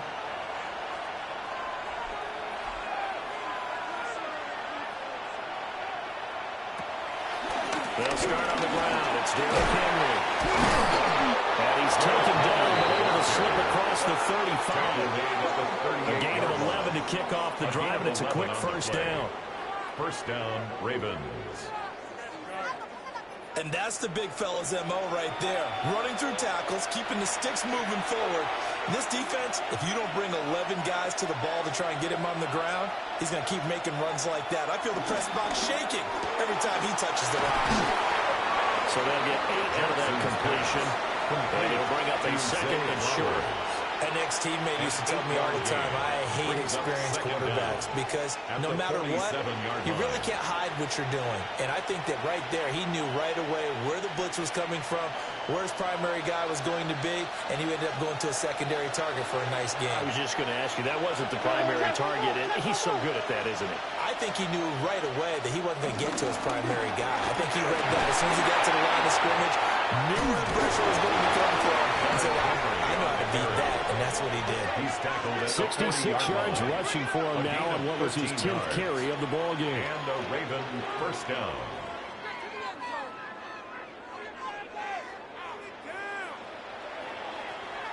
We use the word relentless a lot with guys who are aggressive on the field.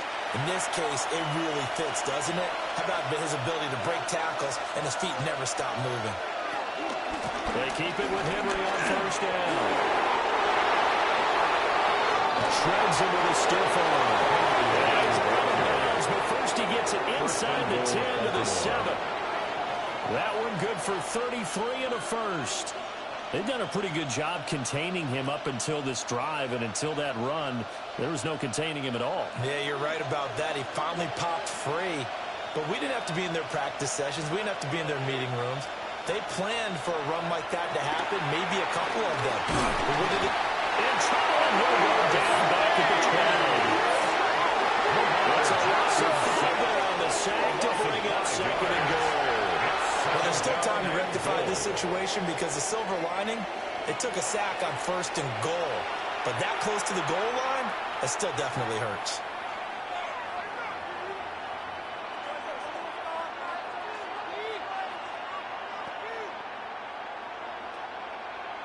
They'll try again on 2nd and goal after going backwards to the 12.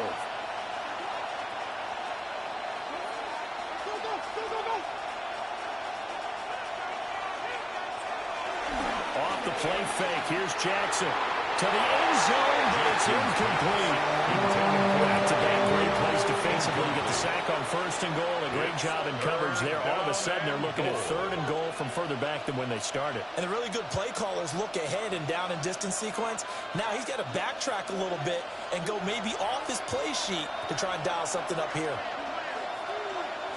3rd and goal, Jackson. That is caught. It's Bateman for a Raven touchdown. Rashad Bateman, an 11-yard touchdown. And the Ravens have retaken a third-quarter lead. We see this route all the time, but when it's well executed, it's a beauty. It feels like the fade takes forever to develop, like that ball is just hanging in the air. And the reason why is that the receiver is trying his best to work the defender inside and give himself space to fade away from him and catch the football, and that's exactly what happened there. Luke now for the extra point.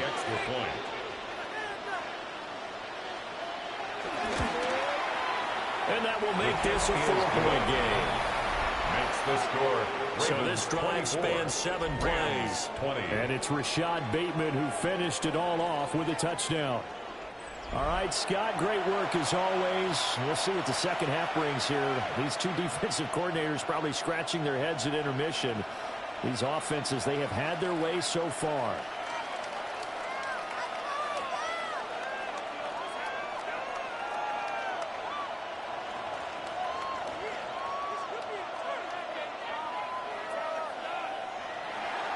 Now after the touchdown, Luke back out to kick this one away.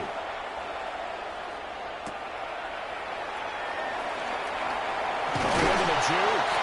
And they'll get him down inside the 30 at the 27. And now out on the field, here comes Los Angeles. Their lead, they have seen it evaporate completely after such a good first half. They've been shut down here in the third quarter. Searching for answers, trying to figure out what it's going to take to get back to where they were before. The big part of it is that sometimes you don't have to go exotic now. You go back to basics. Being able to run the football, string some things together, some effective passes, try and get a rhythm established again, and try and get back in the lead. Back in the lead, like you said, back to the basics. They'll try to get this running game going with Williams. And he powers through the first wave, but he's going to be swallowed up behind the line of scrimmage. I see a shake of the head as he gets up, and you've got to imagine he's thinking, guys, you got to help me out. He's hoping his team can read his thoughts because he definitely needs some assistance. So now they have to contend with 2nd and 13 after the first down run goes backwards. Stafford. And that falls to the ground, incomplete. A nice job of bodying him up defensively. And now it brings up third down. And 13. As his old brain remembers, when I see 5 wide receivers on the field as a defender, I know the ball's coming out hot. They expected it and got there and popped it free. An incomplete pass on that last play, and that means they'll need to come up with something here on third down. Now it's Stafford. And they'll find the open man. That's complete. And he's going to have a Rams first down as they're able to get the third down conversion. Rams first down. 1st and 10 at the 39-yard line. Going old reliable there to the slot on third down. And the slot position has become the bane of just about every defense's existence because how do you cover? Do you go with a bigger guy to try and use size? Got to try to go with a quicker guy, and sometimes you even get out quick there. Very difficult to match up with that slot receiver. That's why they keep going back to him. And he's had the hot hand. And a strong running there as he's across midfield and down to the 49. 45 yards for him on the ground now on 18 carries. First down. And they really needed to get something going, didn't they? They had punted on the last 2 possessions. The running game starting to come to the front for them, providing a nice pickup there to keep this drive going.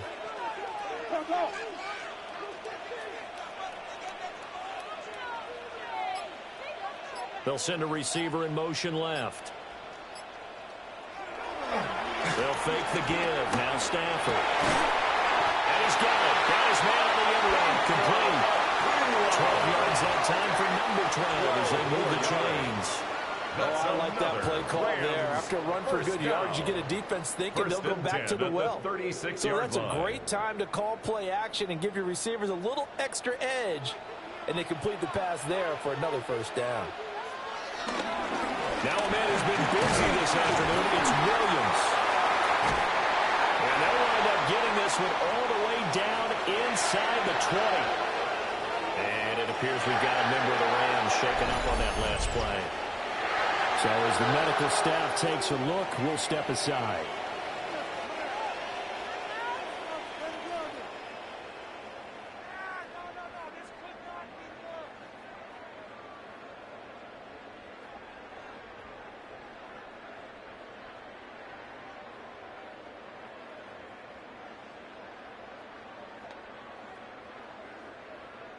So the ball down to the 16 here for 1st and 10. Stafford now to throw. They'll get this one complete to Atwell. They'll give him 4 yards there, and that'll make it 2nd down. Good throw, good catch, but I really like the route. The drag and being able to run away from defenders, hard to stick with them for that long. Yeah, better against man than zone, or? Better against man, because now you're running away from someone, and you're not running into a defensive player in another zone. Stafford going to give this one to Corum. And nothing doing. He's immediately taken down at the line of scrimmage. A loss on that play, and now 3rd down gets tougher. 3rd and 6. Make it now 3 tackles for a loss in this game, 1 for each quarter. And for a guy who played defense in college, I can just tell you that he's feeling very satisfied right now by what he's doing, but he's elated because he knows what he's doing is helping his team win the game right now, making some big-time plays, getting into the offense's backfield and spilling everything.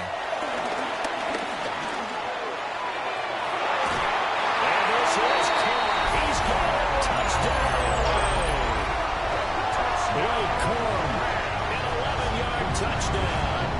And the Rams have answered back with a 3rd quarter touchdown of their own to retake the lead. Boy, that route is really tough to cover because if they're running it correctly, you think it's really going to be a slam. Yeah, well, we talk all the time about how it's tough to execute offensively, but you're saying, don't forget, it's tough to cover for the defense, too. Yeah, the #1 thing that you're taught is to not get caught inside or get beat inside. So you guard that a little bit more. So that gives you a little bit more space to operate outside if you start your move initially inside if you're a receiver. Play after, right down the middle. And that gives them a 10-point lead. Rams 27. A good drive by time as they go 9 plays in all. And the result for the Rams, a touchdown. Thank you, sir. A field goal separates these two teams as we come back for this 2nd half.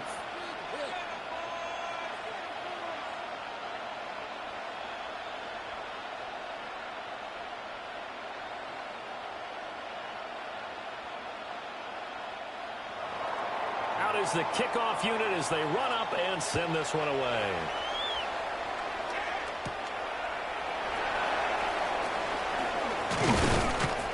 And all in all, a pretty solid return. Nearly got it to the 35. They'll mark him down officially at the 34. The Ravens offense and Derrick Henry set to take over once more. And you have to imagine this defense saying, how do we stop this guy? He has run roughshod through him to this point in the 3rd quarter.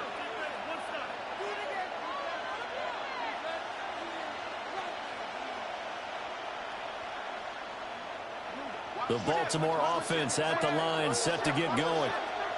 A lot of time for this unit to game plan on the sideline after that drive that they watched the other side just score. But remember, last time they were out, they scored as well. We'll see if they can seize that momentum right back. And they haven't had a lot of time to score from reaching the end zone the last time. So haven't been able to keep themselves mentally sharp and into this game, even though they haven't been on the field. And you and I both know, one big play, though, gets them right back up to that level. A loss of a yard there to start out. That leads to a 2nd and 11. Henry up the middle. And he'll work this one out to the 48. Boy, what would these guys be without his performance on the ground? That puts him over 100 yards now for the afternoon, and I tell you, he seems to be getting stronger as the day goes along. 3rd and 5.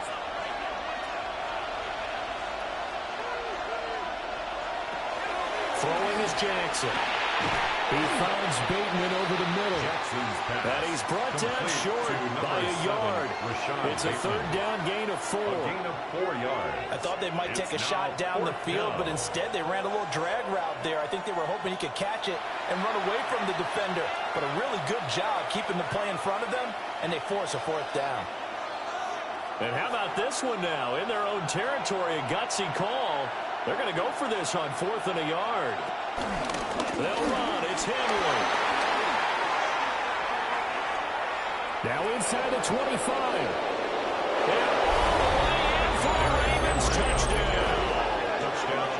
Derrick Henry, 56 yards. And the Ravens take a chance, but they find pay dirt on 4th and goal. It certainly worked, but that was a gutsy call to go for it on 4th and short. Yeah, not sure I would have made that call, but give them a ton of credit for deciding to go for it and not only doing it, but doing it in fine fashion. Takes me back to this summer when we were touring camps. Remember we watched them practice, and they worked hard in these situations, and they blocked it up perfectly. Defensively, they were so worried about the line of scrimmage. Once he got past that first wave of tacklers, goodbye. Extra point right down the middle. And that will make this a 4-point game. Rams 27. Okay, Scott, thanks a bunch. And we'll see which team's adjustments are going to pay dividends here as we are just about ready for the start of the second half.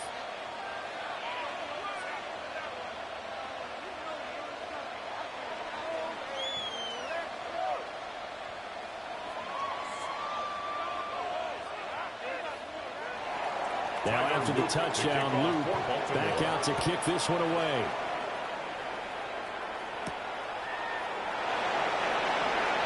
Shifts past it. They're going to get this across the 20, but not much further as he's dropped at the 23-yard line. L.A. set to take over again on offense.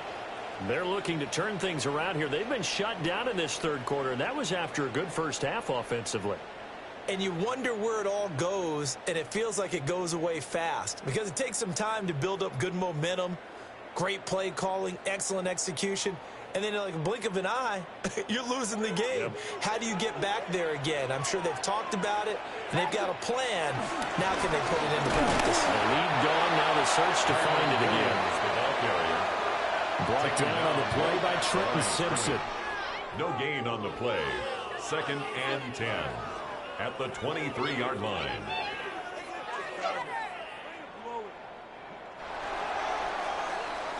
And they're not going to get to the line to run another play. So we will switch ends as the third quarter has come to a close.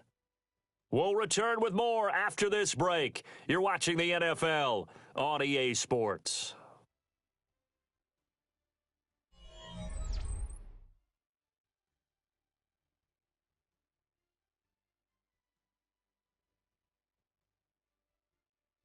Back now in Los Angeles. It's the Rams trailing, but they do have the football as we start the 4th and final quarter.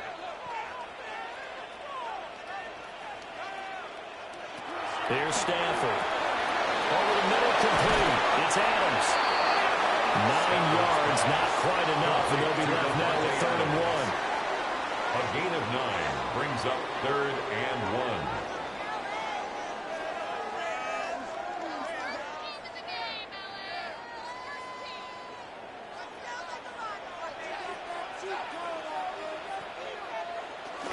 On the sneak, it's Stafford. And he's going to run into a brick wall right in the middle of the field, and I don't think he got there.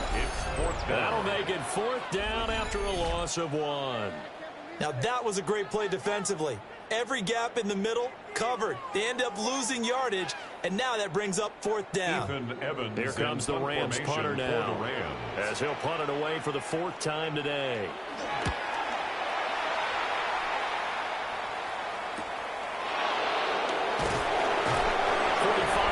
That's what the punt goes for. 5 on the return. The Ravens offense and Lamar Jackson set to take over once again. And this defense has got to be at its wits' end, trying to come up with ways to keep him contained. He's had so many opportunities to tuck it and go, and he's turned a number of those opportunities into big plays.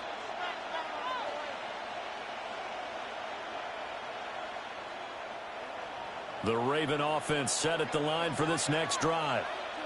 They have the lead, obviously, late in the game. I guess the good news for them is if for some reason they would make a mistake, a field goal does the opposition no good. Everyone looked at a little bit of a cushion, and that helps you immeasurably. But the bottom line is, do all the things that you're taught in order to close out the game. Don't even let that become an issue. Yeah, it's still a one-possession game. This one not fully over yet. 2nd and 5.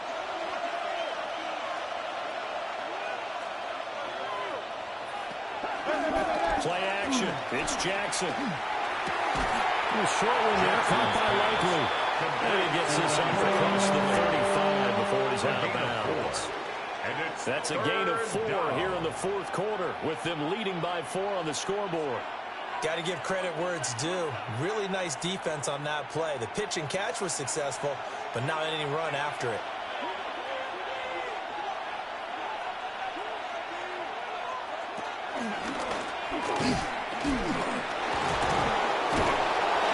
And he's taken down at the 43, but not before picking up the first.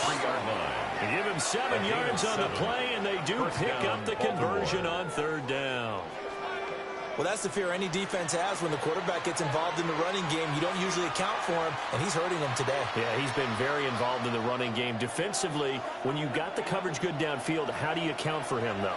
Occasionally, you start to spy him. Take someone who has the same agility, who can dance with him, run with him, and try and keep him in the pocket. Yeah, it'll be especially critical here as we come down the stretch in the 4th. Yeah, he did not want to go down there as he carries tacklers for a solid gain of 9. If you can keep getting gains like that, Charles, with the lead here in the 4th quarter, I mean, keep running it, right? No doubt about it, but what the offense coordinator has to do is understand. They're going to continue to stack the line of scrimmage. What runs do you have in your arsenal that'll work against a stacked box and continue to move the ball? 2nd down, they go again with Henry. Fighting it off. And he'll go down, but not before getting this inside the 30. That's good for 21 yards and a first down. No doubt those are the types of carries they're looking for here, Charles. The lead in the 4th quarter. This is when coaches that have a reliable running game, they breathe a little easier on the sideline.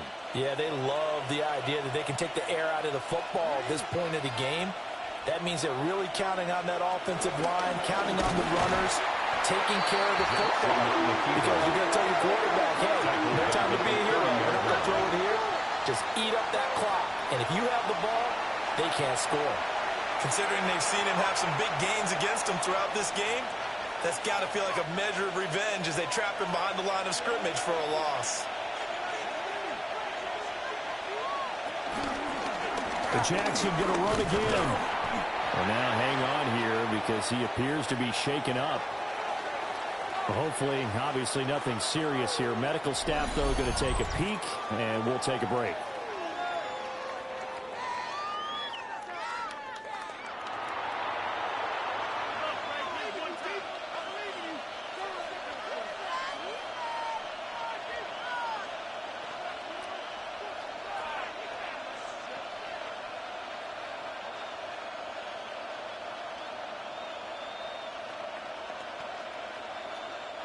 Here comes the 8th play of the drive, and they need a full 10 yards on 3rd down.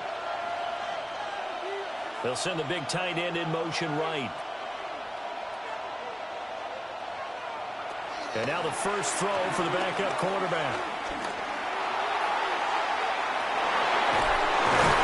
And he doesn't quite make it, taking it within an eyelash. Dropped at the 1. They're able to convert on 3rd down, and that sets up a 1st and goal. Oh, nice job there putting the ball right in the doorstep of the goal line. Couldn't quite get in to pay dirt, but he got awfully close. Let's see if they can cash it in over the next couple of plays. Henry will score. Touchdown, Baltimore. You think back to some of the great goal line bruisers of the past, the Earl Campbells, the John Riggins, the Marshawn Lynches. I think you can put Derrick Henry right in that group as he scores there with another patented Derrick Henry run.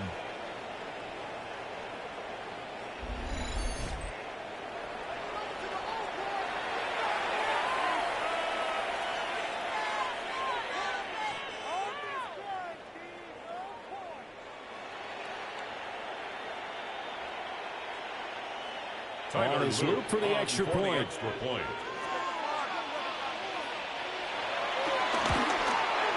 And he's been a busy man, 5 for 5 now as he knocks another one through to extend the lead. 38, Rams. So that 27. drive consumes 9 plays all told. And Derrick Henry able to finish it off with a touchdown run.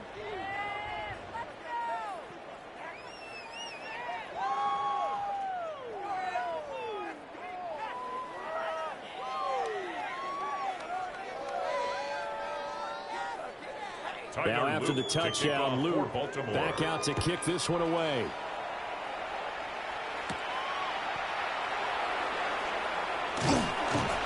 He takes this near the 25. Just a little pass there. Call it the 26. The football going back to the Rams now. And the script really is flipped for them. The momentum on the other sideline, and now they have to try and battle back from a 2-score deficit.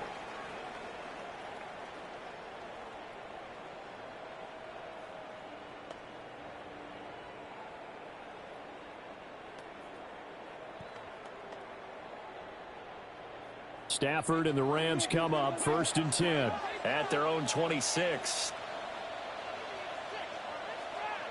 And they'll send the tight end in motion.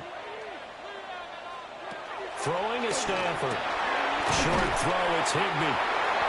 So the completion good for 6 yards. And it's 2nd down. This possession means so much for them. They've got to focus on this drive and find a way to make this a one-possession game. Got to get a score. Yeah, so good with a field goal. Don't necessarily need a touchdown.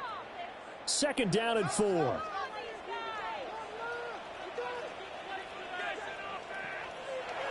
Now Stafford. That's complete to Adams. And tackled down after a gain of 3. Leaves him with 1 yard to go on 3rd down. That's a gain of 3. Well, if you do read man coverage, Brandon, the drag route's a pretty good one to run against it because you're running away from people on it. Heavy set out there on 3rd and 1.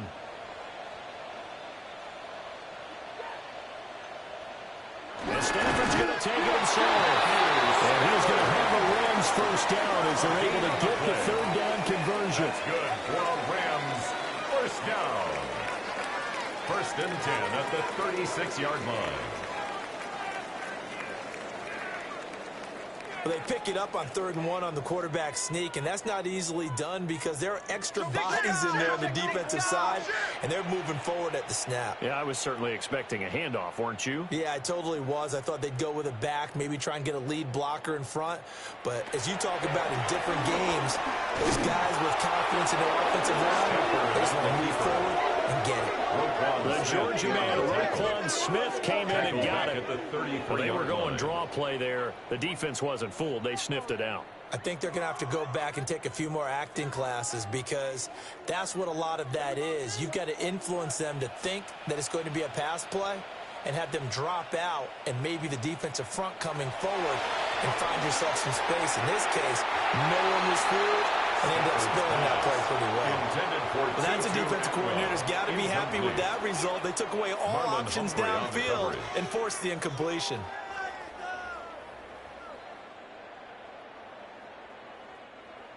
An incomplete pass on that last play, and that means they'll need to come up with something here on 3rd down. Stafford. Finding room in midfield.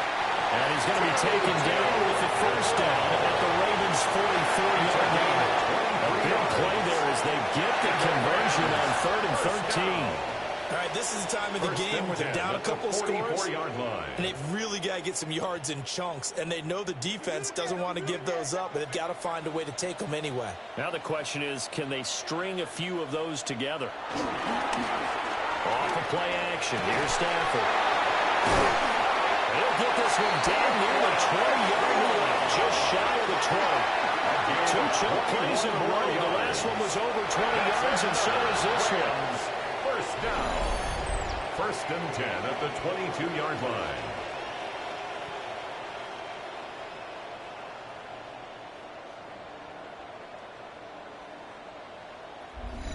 Defensively here, you've got the cushion, but back-to-back pretty big pass plays there.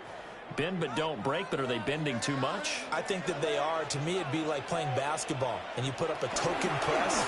Make sure you get up there and make them eat up some time. Make it a little bit of resistance so they can't just run it right down your throat.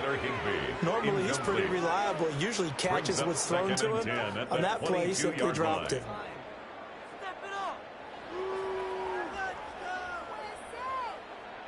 So after the incompletion on first, now 2nd and 10. Now Stafford. Oh, he dropped it. They were looking for him in the middle third. He couldn't catch it. Now 3rd down. But plain and simple, that's the 2nd time today that he's dropped a pass. And that one, I think, maybe even a little easier than the earlier one that he dropped. Surprising. Was this game announced as a night game prior to, and maybe his rhythm is just off? He's got thrown off. He's going to have to wake up, enjoy the sunshine, and go play. Back to throw. Stafford.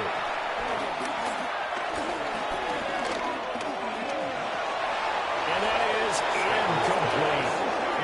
So 2 3rd down conversions on this drive, but not able to get a 3rd, and now they deal with 4th down. Not only did he have a chance to scan the field there, it felt like he had a chance to scan it twice. The protection was that good. Unfortunately for him, the coverage downfield, equally good. So on 4th down, Sean McVay going to send out the field goal unit. From the left hash, this from 39.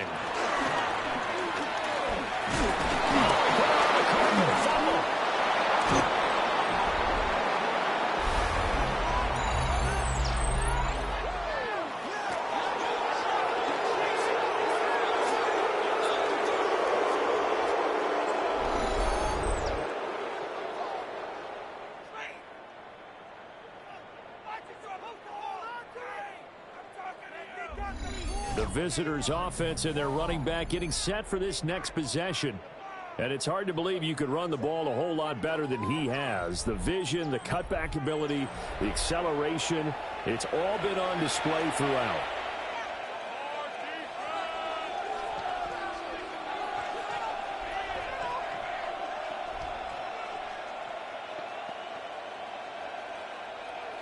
The Baltimore offense at the line, set to get going. Well, there are 2 scores on the plus side. Still time here in this 4th quarter, but maybe you start thinking about playing keep away? Yeah, I think here's the situation. You're not thinking touchdowns anymore. You're just thinking first downs. To keep up with your theme there, playing keep away. First downs, they can't touch the ball. Brings up 2nd and 5. Ball on the 35. Here comes 2nd and 5.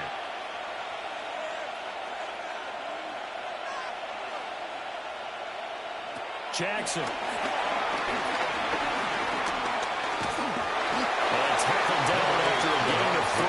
Leaves him with 1 yard to go on 3rd down. Or even I can figure out who deserves the lion's share of credit for their lead right now, because he has been terrific in a dual threat role, really chewing up yardage and getting them points with his legs. Simply put, that defense has had no way of stopping him, and that's why his side is on top. They'll try and pick it up by running the option to the right. And taking it across midfield and inside the 45. And that'll go for a gain of 18 on the keeper. First down. Well, he is certainly dangerous when he spots a lane, and he keeps it himself there and worked out well. And how about the moving parts on a play like this? You know you have to practice it over and over because it's almost like a ballet that has to be choreographed. But how about once he made the decision to go, he committed to it and went. Let's face it, most teams are going to defend the running back much more than the quarterback on that time. It's caught at the 10. And they move this all the way down to the 9. It's a gain of 34. 9-yard line.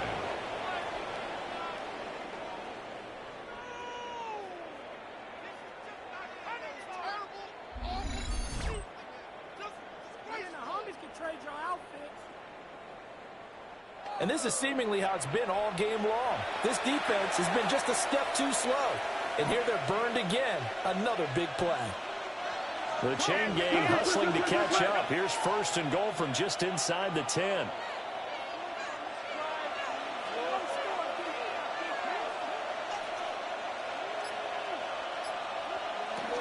They'll try to run forward with Henry.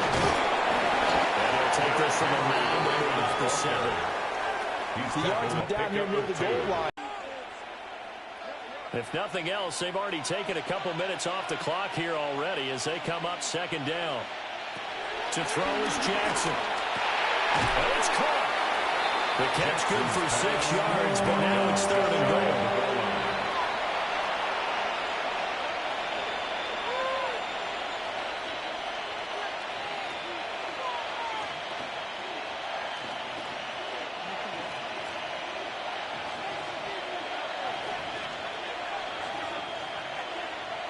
Jackson will keep it. Trying to barrel up in there, but I don't think he got it. Only a few inches needed on the sneak. He didn't get it, and now it's 4th down. They gain nothing, and all they need are inches. Usually we put this on the offensive line, but sometimes it's the quarterback's fault as well on the sneak. You've got to get low and burrow. Usually we talk about O-line surge. Their D-line surge leading to 4th. They're going on 4th down. It's Jackson. And now they take it in by Andrews for a Ravens touchdown. Touchdown, Baltimore. A 1-yard touchdown pass. And the Ravens have pretty well put it away here in the 4th quarter. So an important touchdown right there is now they're really beginning to pull away. Yeah, this was a tight game until not too long ago. But since then, they've hit the accelerator, and they pushed the lead up to 3 scores here in the 4th quarter, and I don't see them looking back. Luke now for the extra point.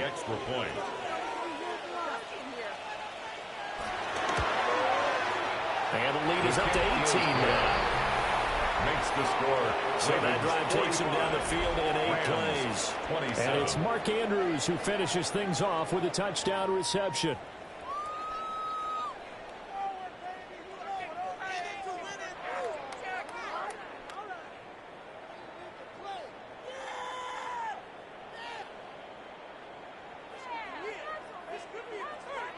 Now after the touchdown, Luke back out to kick this one away.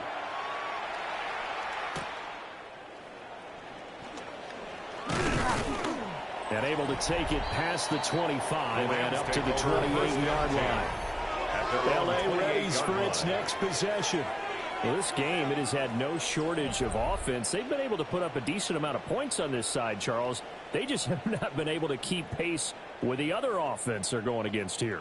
Yeah, that's a good way of pointing things out because now it's not a total loss because, as you said, they've scored some points, so there's some plays they can build on, moments where the game plan actually worked.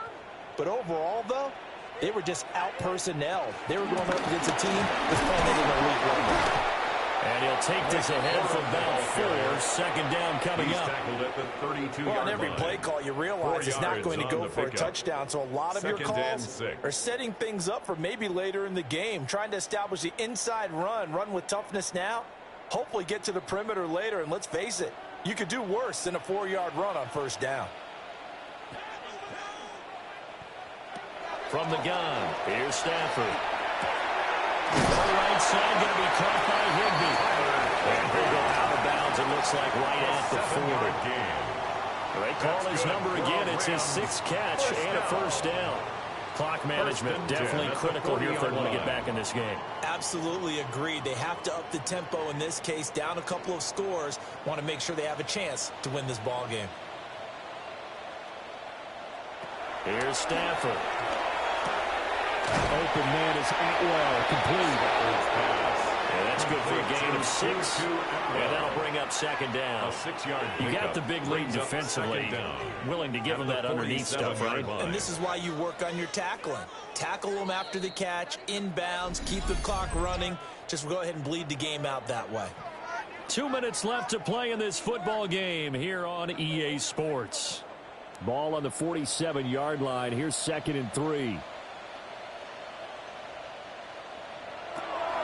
Back to throw. Stafford. Short throw. It's Higbee. And he's able to take it across midfield before going out of bounds. A gain of 4 yards. It'll be a pickup of 4.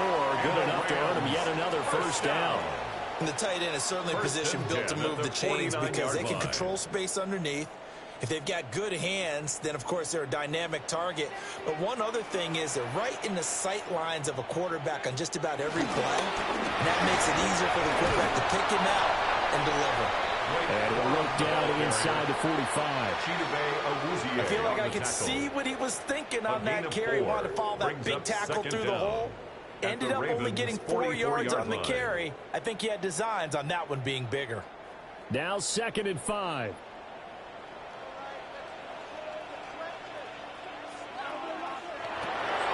Looking to throw. Stafford. Now he'll dump it underneath to his running back, complete. And he's dropped right at the 40. Gain of 3. That's a good job there by the corner. We do talk about this a lot, that a lot of corners see their job as simply covering receivers. Tackling isn't everyone's thing.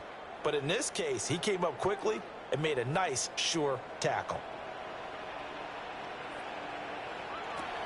From the gun on 3rd down. Stafford. Working the middle of the field, and he's got a man complete. The Rams going to go ahead and use the first of their timeouts. Gain of 6. As the clock will stop with 55 seconds remaining in the football game. 1st and 10 at the 33-yard line.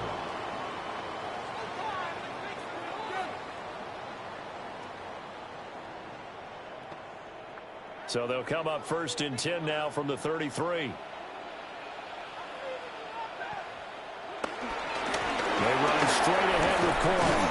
And he'll follow his blockers there all the way down to the 23-yard line. A gain of 10 now the yards. Rams will signal for a timeout, their second, Rams as they get the down. stoppage with a little over 50 seconds left to go in the game. Line.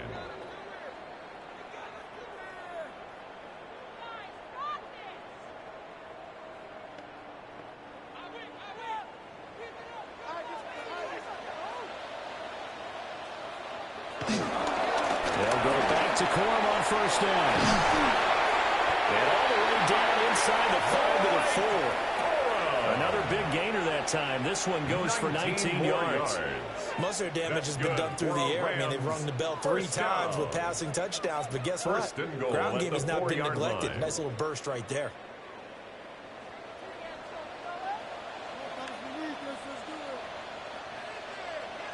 Back to throw. Stafford. This is caught. And he's going to take this one in for a Rams touchdown. Devontae Adams from 4 yards out. And the Rams have got it back to a 2-score game here in the 4th. I'm not sure win-win is the proper term here, but it certainly felt like it. They got the touchdown they needed. But if I'm on the defensive side of the ball, okay, you got the touchdown, but it sure took you a long time. Yeah, because offensively there, you're probably hoping for a 1 to 5 play drive. That one ate up a little more time than they were hoping. You're exactly right, and if you have that 1 to 5 play drive, you actually build up momentum and even more hope. When they had to slog their way downfield, they got the touchdown, it's almost like, yeah, you know, doesn't feel right. Exactly. 34.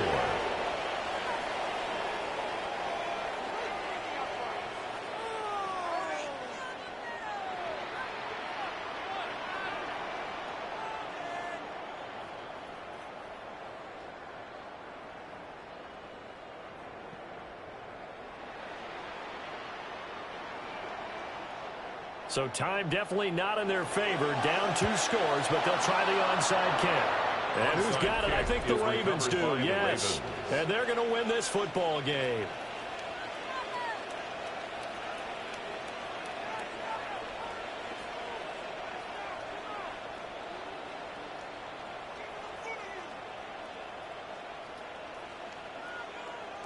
Now the Baltimore offense heading back out onto the field.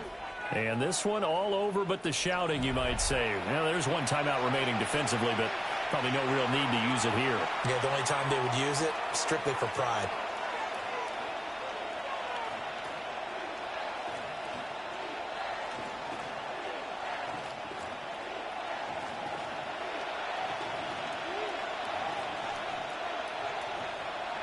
The D can only stop it one more time as they take the knee.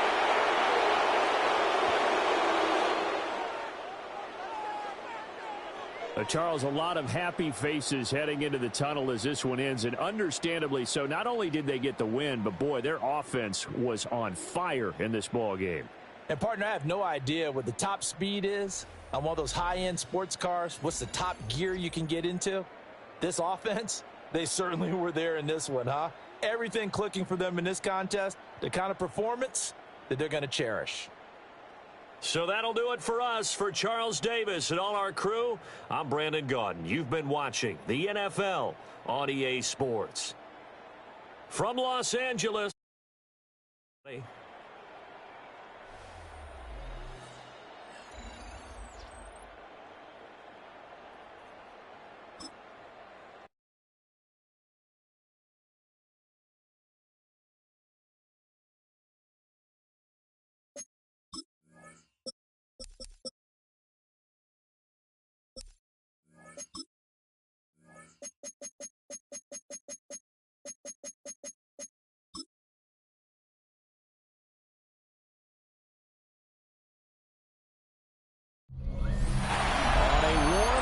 Summer afternoon, we've got football at Paycor Stadium here in the Queen City of Cincinnati. Straight ahead, we've got a pretty good one on tap here, as it'll be the Jacksonville Jaguars taking on the Cincinnati Bengals. Alongside Charles Davis, I'm Brandon Gaudin, and Charles kickoff moments away. Quickly, what are you watching in this one? The offensive line for both teams, because both teams have a terrific pass rush. They've got to keep their passers upright. If they have a chance to do that, they can both thrive on offense and move the ball downfield.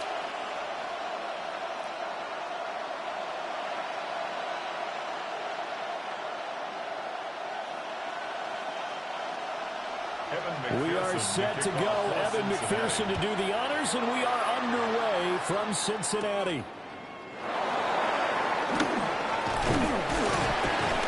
And they'll start this drive just across the 30. Pretty nice work on the return.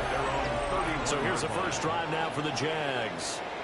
They're led by the #1 overall pick in the 2021 draft, Trevor Lawrence. And we've seen the flashes throughout his 4 years in the league, but he's coming off an injury-riddled season where he only played 10 games. Has to eliminate the costly turnovers at 52 in 4 seasons, and he's hoping the new coach Liam Cohen can unlock his untapped potential, and it has to happen right now.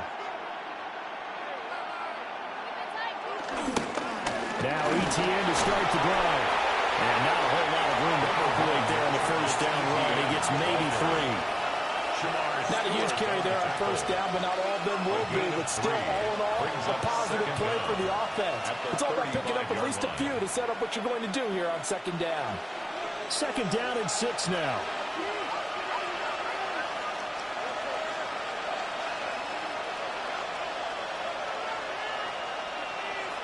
Lawrence. And this throw incomplete.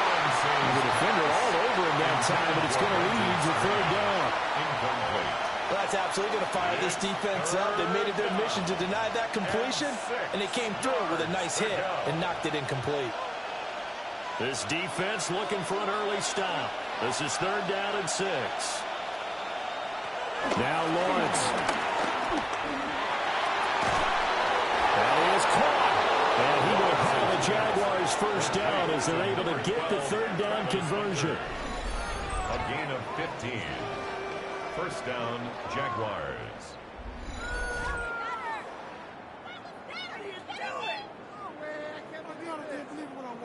Well, 3 and out to start the game would have been a real disappointment. So this is a nice job of finding something you think will work and executing it. And they're able to keep this opening drive going.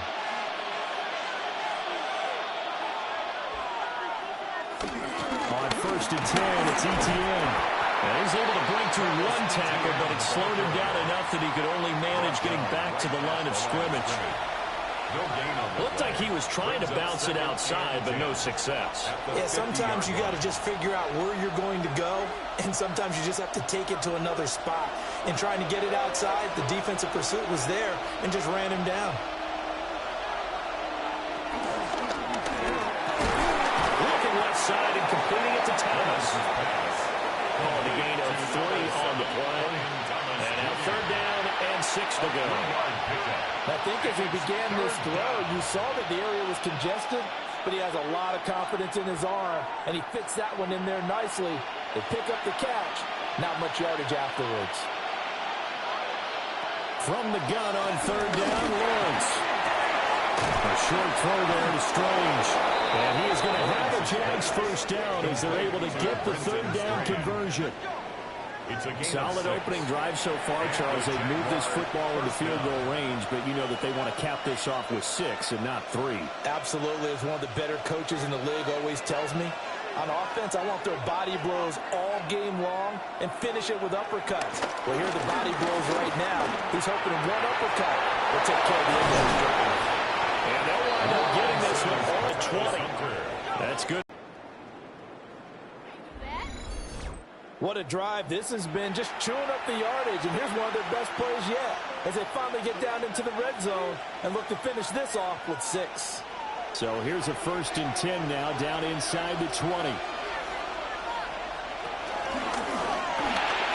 Lawrence with a quick throw outside, that's complete. Down he goes at the 10 with a solid pickup of 8.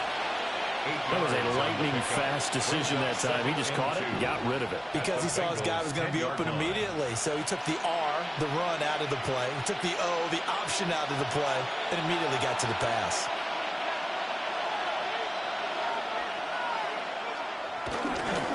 ETN up the middle. And he stopped immediately there. He winds up giving a yard back there, and now it's 3rd and 2. They have 3 tight ends in that formation. That's almost a universal sign that they're planning to run the football. But how about the defense there? They met force with force and caused a stack up behind the line of scrimmage and threw him for a loss. So play number 10 now coming. It's been a long opening drive, but this is 3rd down. Lawrence will throw. And he's going to be taken down. Sacked back around the 18-yard line. Trey Hendrickson showing off his pass rush repertoire that time.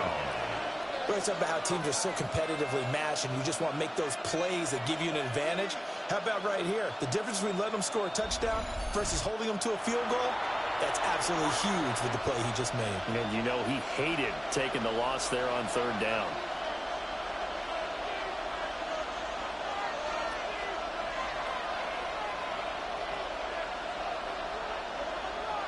Now a field goal try coming up here for the Jags. This one from 35 yards away. And his kick is indeed good. And the Jaguars grab a 3-0 lead. No touchdown there, but if that first drive is any indication, looks like they're going to have a pretty good day passing the football. I would say confidence would have to be pretty high after that first drive, able to throw it almost at will. You're exactly right. They didn't get the touchdown, but 3 points serves as a nice notice about how this offense is going to move.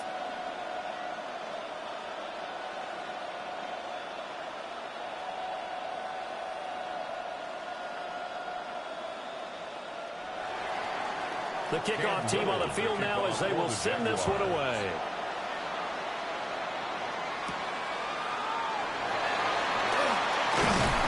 And not much happening on the return as he'll get this to about the 23. Here come the Bengals, and CD, of course, it's Joe Burrow out of LSU at quarterback. And when he came out of college, we all knew he had a chance to be one of the better quarterbacks in the league. He got there in short fashion and elevates everyone around him. Led the league in passing last year with nearly 5,000 yards and had 43 touchdown passes. He's hoping to get his team back to the playoffs after falling just short a season ago. Burrow on play action. Open man is Yoshivas. And he'll be out of bounds across the 30-yard line. 10 yards there to start the drive, and just enough by about the length of the football for a 1st down. Of course, the catch was nice, but how about what happened after? Able to stay on his feet and gain all that additional yardage. So many of these slot guys, I think, have running back in their background. On 1st and 10, here's Brown. And a really good show of force there as he gets through for 4 tough yards. And that was a quality play to start a new set of downs. That was simply an offensive line winning the battle up front and winning in a big way and giving their guy in the backfield a nice lane to hit. From the 38 now, here's 2nd and 5. They keep it on the ground. Again, it's Brown. Looking for a seam, but finding none. He'll get back to the line of scrimmage, and that's it. They'll say no gain on the play there, and now it'll be 3rd down. Well, we talk about defenders, specifically linebackers, keeping their eyes in the right spot. He had that eye down the entire time. And you know that's not easily done because they throw a lot of misdirection at you. They try and fool you and get your eyes in the wrong place. But you're right about that one. He correctly figured that one out and made a really nice play. Through the middle of the field. And now look at this. Big gain, but a fumble. Jamar Chase. And all the way in for a Cincinnati score. Oh, CD, what a way to score. You want to talk about roller coaster emotions. They got the big play. Then they cough it up. It seems to be disastrous. But his teammate is there to scoop it and score it. Not much else I can add to that, partner. I'll just say one thing. We just saw momentum swing several times on one play.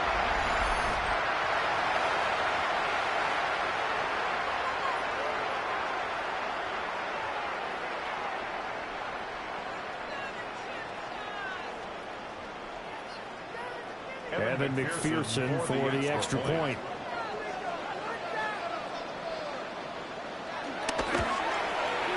He's got it. They'll see that open run. Field goal and raise it a touchdown, and that makes it 7-3.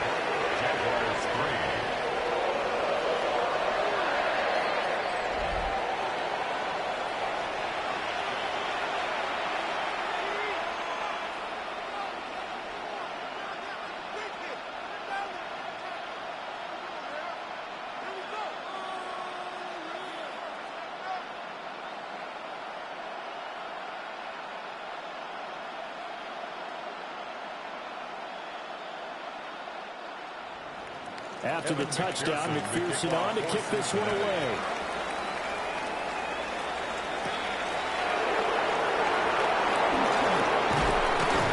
And they will wrangle him down a couple yards shy of the 30.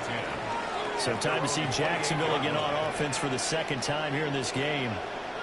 And last time able to get 3. It's not what they wanted. They wanted 6, but they got at least something. They mustered something out of the drive. They'll take it.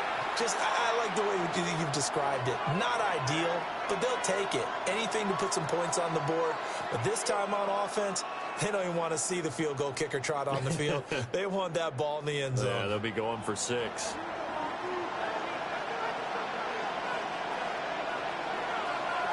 Now Lawrence.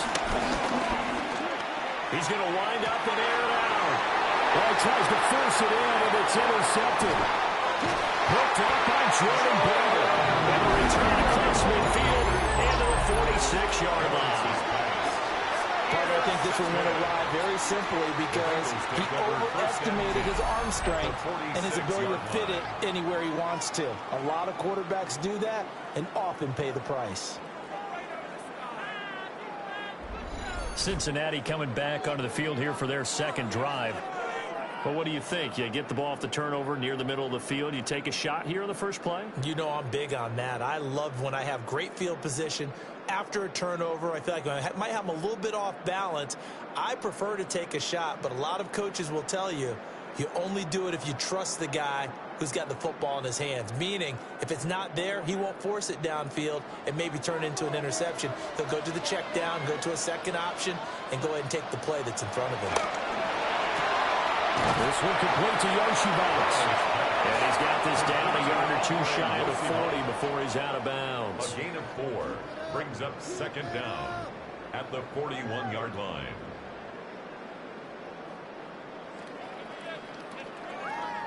From the 41, here's a 2nd and 5. From the shotgun, Joe Burrow. He's into space past the 25. And he'll take this into the end zone for Eagle TV. Chase Brown, 41 yards. And the Bengals are able to strike quickly to add on to their lead. Well, forget about the weapons out wide. He knows he's got another weapon in the backfield of the passing game, Charles, and he utilized him perfectly on that play. And the offense coordinator showed me something on that play, Brandon, because so often during a game, our cameras find them looking down at their play sheets, and you wonder if they're absorbing anything. He had something specific in mind, and he went to it, and it worked well. McPherson on for the point after. And this one's right through, making a 14-3 ball game. 14, clean and simple there, just 2 plays. The long pass resulting in the touchdown on play number 2.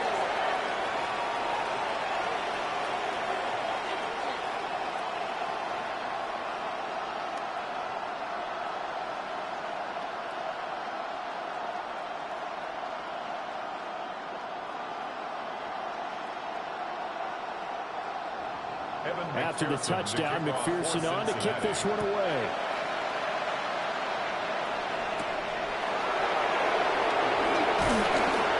And the tackle going to be made right there at the 25-yard line. And out now comes Jacksonville as they get ready to go. And for this offense, Charles, you got to think kind of crucial here to put something together on this drive, because remember last time out, they threw the interception on the very first play. And you can't afford to let this defense keep building any more momentum. They're playing awfully well, and they're awfully confident right now. To me, it's time to attack and take some of that momentum back. But make sure you're selective in doing so. Understand where you want to throw the football, and make sure it's open before the ball leaves your hands. They'll be dropped after a gain of about 6 across the 30 to the 31. A quick burst there, and he nicely bit off a pretty decent game. Second and 4. At the 31-yard line. They'll come up now 2nd and 4 from the 31. ETN once more. And this won't be enough to pick up the first. A gain of 2, 3rd and 1. He's taken down. I do know from experience that when you slow down someone's running game, you're not doing the dictating on defense. And guess what? Now you're getting ready to tee off on their quarterback because they have to throw it all the time. But you still have to be alert for the draws and other plays of that nature to make sure you don't get hurt. Here's Lawrence to throw.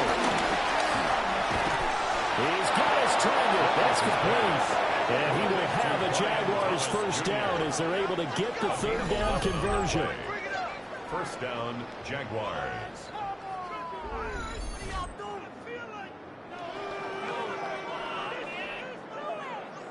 Got to say, I was a little surprised to see him, Charles, come out in the shotgun on 3rd and less than a yard. Yeah, but the way the NFL is nowadays, we hardly ever see anyone really run for it on short yardage.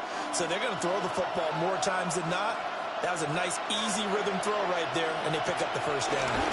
They'll try the left side with ETN. Yeah, boy, this defense again really making things tough on him as they stop him for no gain. Moving backwards on first down, never a good thing. What does that do for the mindset on 2nd down? Well, it changes your play calls, definitely, because as a play call, you're advancing yourself thinking, okay, we're going to get a gain here. Now you've got to go back in reverse, come up with something to pick up not just the yardage lost, but gain a few extra. Toward the center of the field, but it's incomplete. Today's NFL, these big guys are featured receivers. They move them all over the place to try and find good matchups, and they had one. They were just unable to complete the pass. They come up to the line now facing a 3rd and 10 after the incompletion. Now Lawrence to throw. It's a short one here, complete to the tight end. It'll go as a gain of 4, and it'll be 4th down. Excellent job there defensively. Gave up the underneath to the tight end on 3rd down, and they made sure that they did their job. Got him on the ground and prevented him picking up a first down. On 4th down, on is Logan Cook to punt. Charlie Jones deep for Cincinnati. And no return on this one as that kicks out of bounds, so they'll start just outside of their own 30-yard line.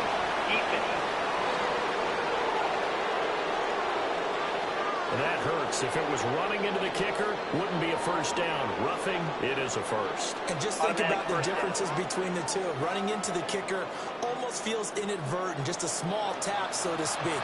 But when you rough him, Usually bodies are hitting the ground and flying all different places, and the difference is 5 yards or 15, and in this case, that's a big play.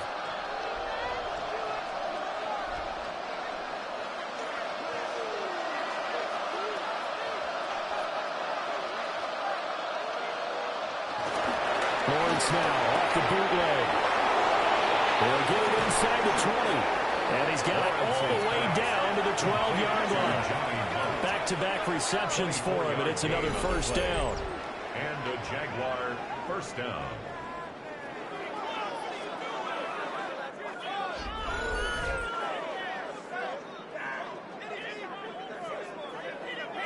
And what a nice example there of a tight end doing exactly what he needs to do. How about how he worked his way to the outside, made sure he secured the catch, and then anything after that, we count that as a bonus. And indeed, he gets enough for the first down. In motion right here, Washington. Snap to Lawrence as he taps this forward. And he's going to be met at the line of scrimmage and taken down. He was unable to shake free there. They'll cover him for a loss of a yard. Well, I think the hope is, with a touch pass like that, maybe you catch the defense off guard, but they were all over that one. And it is the kind of play that works better against certain defenses, and this clearly was the wrong one to run into. Really nice job getting him down behind the line of scrimmage. But the throw again is Lawrence. To the goal line, but it's incomplete. And that play there was certainly a scouting report special because coverage was all too aware that this close to the end zone, he's going to become a bigger weapon for that offense. And they were there to help force the incompletion. An incomplete pass on that last play, and that means they'll need to come up with something here on third down. Looking to throw, Lawrence. And he will get this into the end zone for a Jaguar touchdown. Trevor Lawrence, a 12-yard touchdown run. And the Jaguars are back within a score. Hey, you're down on the scoreboard, but now your offense is in close, and this is where, as a quarterback, you say, I've got to make a play here. Doesn't matter whether it's a pinpoint throw or a scramble like this one. He takes matters into his own hands and delivers a touchdown run.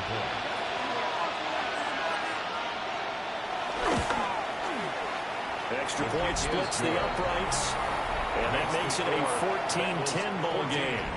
Jaguars 10.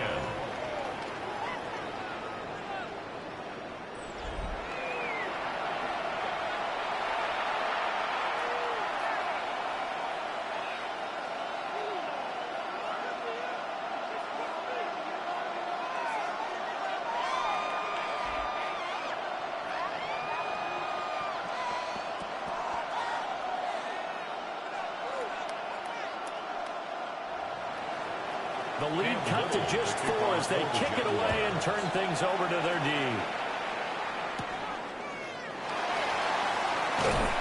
And he brings us out past the 20 to the 24. Cincinnati's offense coming back here onto the field. So for this offense, Charles, remember, drive 1 made it to the end zone. Drive 2 resulted in a touchdown as well. Now they'll try to make it 3 for 3. Yeah, and they told us all week that this was the plan and this is what they wanted to execute, but did they really believe it would happen this well, this efficiently? I know they'll take it, and afterwards they'll say, there was never a doubt in our minds we were going to be successful in this one. That one caught by all, the tight end. The result, only 4 yards there on the play, and it'll be second down. Well, it's time for them to be good teammates right here. And what I mean by that is possess the ball for a little while. Get at least 2 first downs. Give their defense a chance to settle down a little bit after they give up a touchdown. Ball on the 28-yard line. Here's the second down and 6. And they'll send the tight end in motion here. Now it's Burrow. Now a short one to Gesicki. First connection there of the afternoon for those two, and it's good for a first down. Many different ways to create space, but on that play, he did it with that big, wide body of his.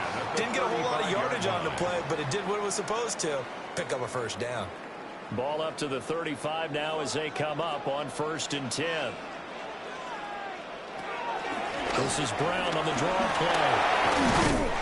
And able to get Cephas would have touched the 45 before it was brought down. It's a Bengal first down, a pickup of 11. Bengals first down. First and 10 at the Seemed like they picked an excellent time there, Charles, to go with the draw play. They certainly did. Caught them a little over-eager trying to get into the backfield and get to the quarterback. They used their speed and their aggressiveness against them, didn't they?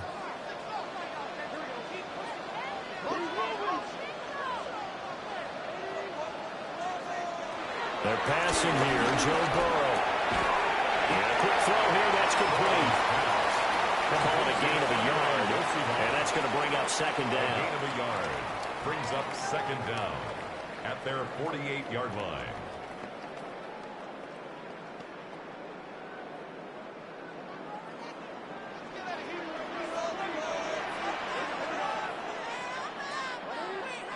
Now it's Burrow.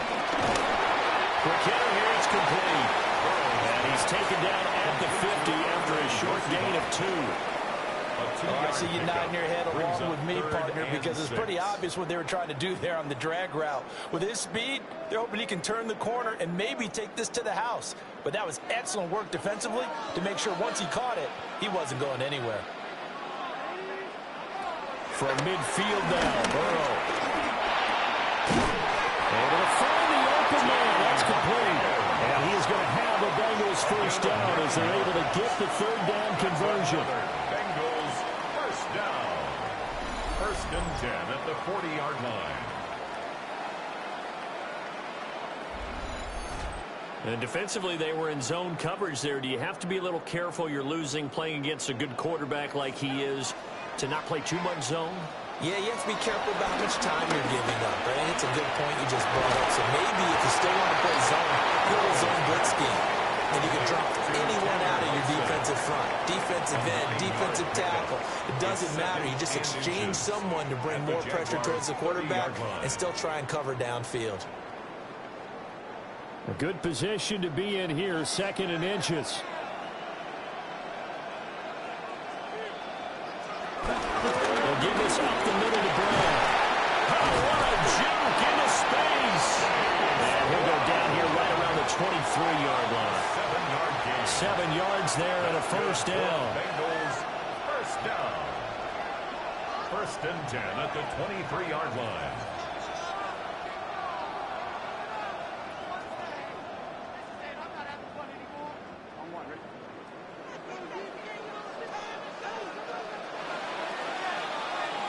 We are in for a good one as we're through one on EA Sports.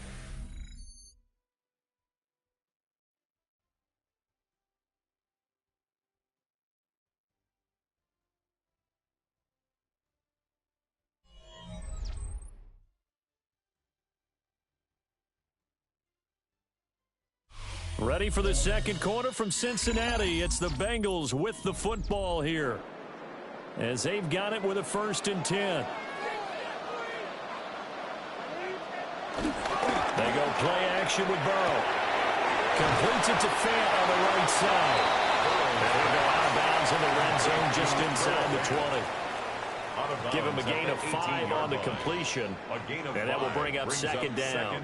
Nice play call, a little bit of play action right there. If you can get those linebackers to freeze for just a split second, that's usually all the room you need in order to get it to your tight end.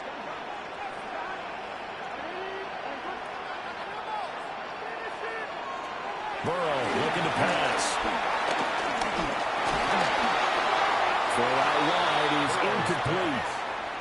And here you're down in the red zone. You need to be smart, not force anything. So that's a wise decision to just get rid of the football.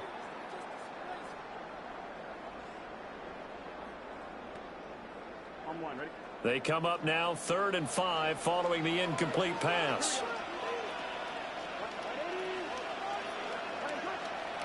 Here's Burrow.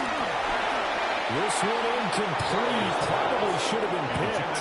A little nonchalant with the throw to the safety valve, and it's fourth down. Well, those two have hooked up for a touchdown once already in this game, that time unable to find the completion. Yeah, it just appeared they wanted to get him out into open space and try and get him the football. As you mentioned, unable to connect. A 35-yard attempt. McPherson's kick is good. puts them up by a touchdown now at 17-10.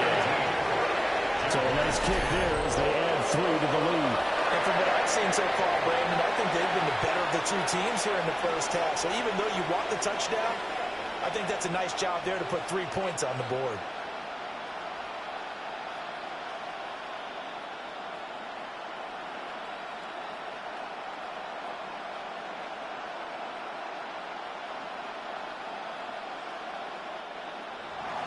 So after the made field goal, here's McPherson to send this one away.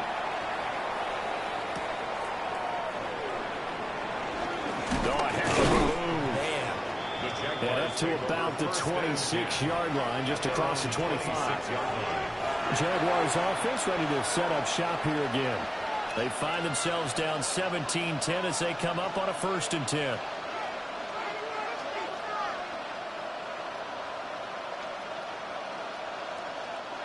Looking to put a drive together.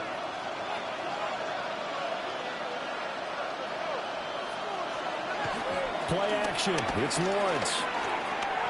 And that one drops down, incomplete. Good coverage there, forced the ball free, and it's 2nd down. As defensive coordinators around the league tell me all the time, that throw is not for every quarterback because you've really got to drive the ball downfield. It's going to be a tight window for him to fit that one into. In this case, unsuccessfully. That's caught. It's Strange, the tight end. And they work this well upfield across the 45. A gain there of 21 yards. First down. It's a well-designed play here. 3 wide receivers in the formation. They're all going to run deep routes to put pressure on the safeties. And then they let their tight end cut his route off a little shorter and work toward the middle of the field. That's a difficult route to try to defend. Here's Lawrence. Throw left side complete. That's Thomas. They'll wind up getting just a yard out of it. And it'll be 2nd down. As a defense, you're more balanced when you're in zone coverage because you're able to keep your eyes on the quarterback and see the play develop in front of you. They're able to keep the quick pass in front of them and stop it right at the line of scrimmage. They go play action now. Lawrence. And they will not get the connection there. It's incomplete. So many times we've seen him try to escape the pocket and do something with his legs, but in this case, the pressure was too intense and he made the wise choice to just get rid of the football and make sure no one was going to get it. The offense on 3rd down, they've converted 4 times out of 6. Not bad. This is 3rd and 9. Throw left side taken in by Washington. So the completion good for just 3. And that's going to bring up a 4th down. So much about this game is just understanding situations and then having to execute, isn't it? Guard the first down sticks. Don't let them get there. And they rallied and made the tackle. And no move to get the offense off the field. They're going on 4th and 5. And they'll try and throw forward with Lawrence. And past the 35, he'll be dropped a yard or 2 shy of the 30. The escapability in evidence there is that one good for 15 and a first. Jaguars. That's multiple times now he's tagged them with a big gain with his legs. Really showing off some nice awareness and the ability to correctly realize when he's got a chance to tuck it and go himself. So they convert on 4th, and now from just outside the 30, here's 1st and 10. That's a short one there, complete to his tight end. Lawrence will be dropped at the 25 after a gain of 6. I know sometimes we can get fooled when we watch him make catches, as we just saw him do there, because he really looks like a wide receiver the way he goes about his business. Yeah, 230, 240 range. Yeah, not super huge. Maybe not counted on to be that inline point-of-attack blocker that we used to have in the good old days. But you can flex him out. You can run wide receiver receiver routes with him. You can make him a primary target, and that's how he'll shred a defense. And ETN going to have a Jags first down as he's down at the 17-yard line. That's a good, nice, crisp run for a first down. I wonder if the defense might have been loosened up a little bit, maybe anticipating a pass instead of the run that they got.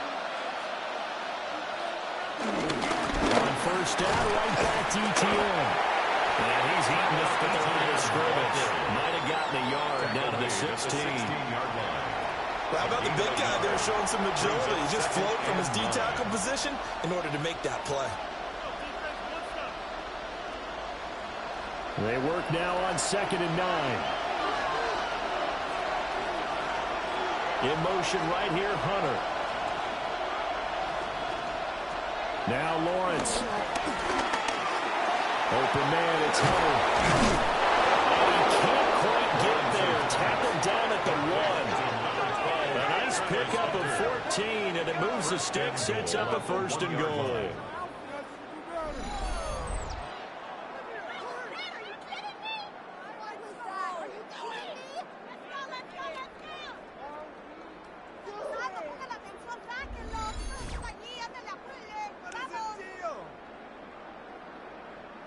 It's all pretty simple sometimes, isn't it? Go where the defenders are not, and he does exactly that. Makes a nice catch to move the chains. Defense, got to find a better way of accounting. And take this into the end zone. A touchdown, Jacksonville.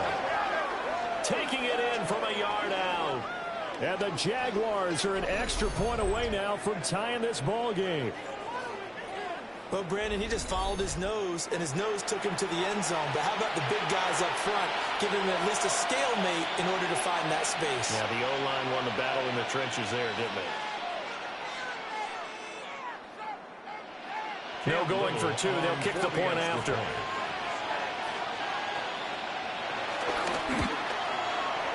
Point after, right down the middle. And we've got a tie game here, a back-and-forth first half.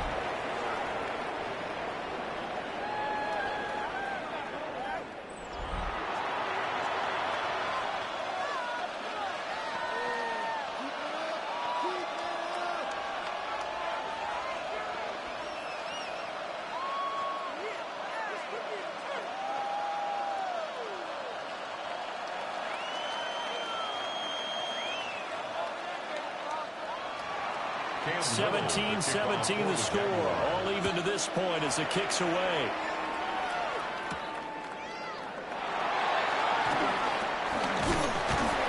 And he won't quite make it to the 25. The Bengals set to take over. 1st and 10 at their own 24-yard line.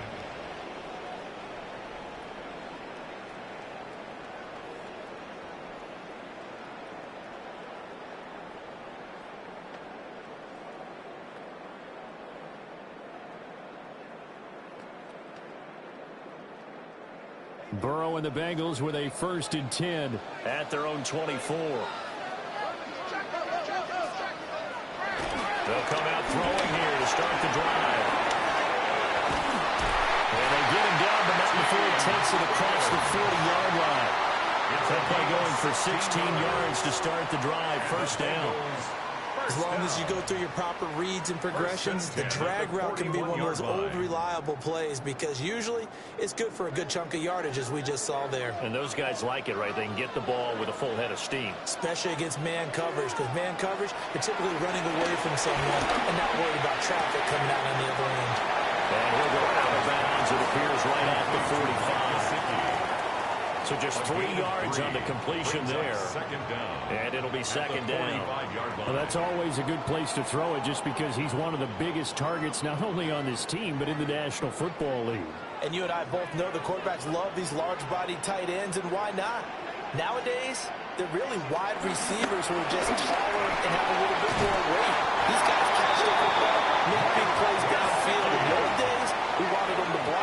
Now coaches wanted to catch the football first. Well, that tight end position, it just seems to continue to evolve every year in the NFL. Yeah, you're getting really terrific athletes. A lot of them maybe were wide receivers at one point. They continue to give you speed, great hands, and big bodies, which make them excellent targets for quarterbacks. And that's It's going to be caught. T. Higgins. The Bengals passing game finding a rhythm. They've got another first. Boy, everything clicking on this drive. He's 4 for 4 now, and that throw, maybe the best of the bunch. This offense is really humming, and they pick up another first down.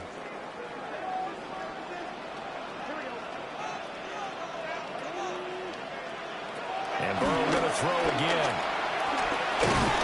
Throwing a traffic there, and that's complete. 2 yards on the pickup there. And it's second down. They kept the receiver in the short field, but that let his quarterback get the ball quickly to him before either guy in double coverage could react. This is 2nd and 8.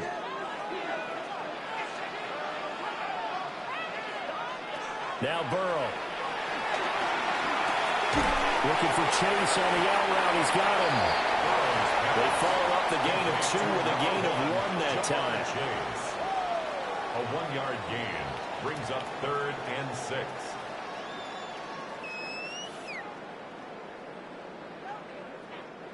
Seventh play of the drive upcoming here on 3rd and 6. Here's Burrow setting up to throw. That is caught. And he takes it down to the 10-yard line. They're able to convert on 3rd down, and that sets up a 1st and goal. Another Bengals first down. First down and goal to go. It's a nice completion and a little bit of run after catch as well to create the yardage that they got. But it is so tough to cover that route, the drag route, because they run it at varying speeds. Because the key is to create hesitancy on the defender's part. Always so empathetic for those DBs, aren't you? Out of the gun, it's Burrow. That is caught. He's got it for a Bengal touchdown. Andre Yoshibas, a 9-yard touchdown grab. And the Bengals have moved out in front. They went 5 wide in that offensive set. And racing going 3 wide is a big deal. To go 5, how about the way that they finish things off? Did you just fit a race car reference into the game? Zoom, zoom. How about the way that you play? When you go 5 wide, that means you're going fast now. Zoom, zoom indeed.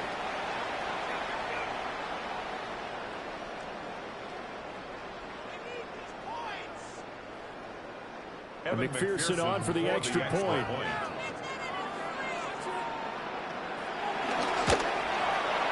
And they will take a 7-point lead now. So that was an 8-play drive. It spans 75 yards. And it ends with a Bengals score.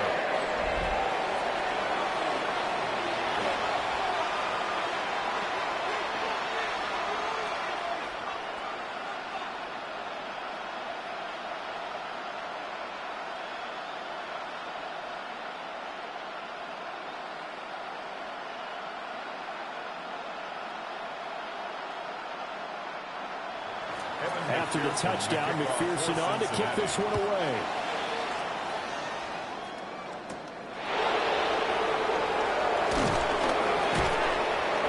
And out a little across the 25 to the 27. Here comes the Jaguars offense as they get set here.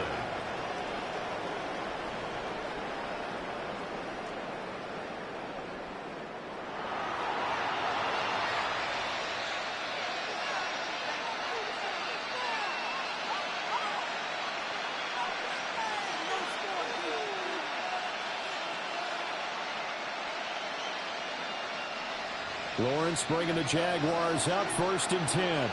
At their own 27. They'll look to ETN to start things out.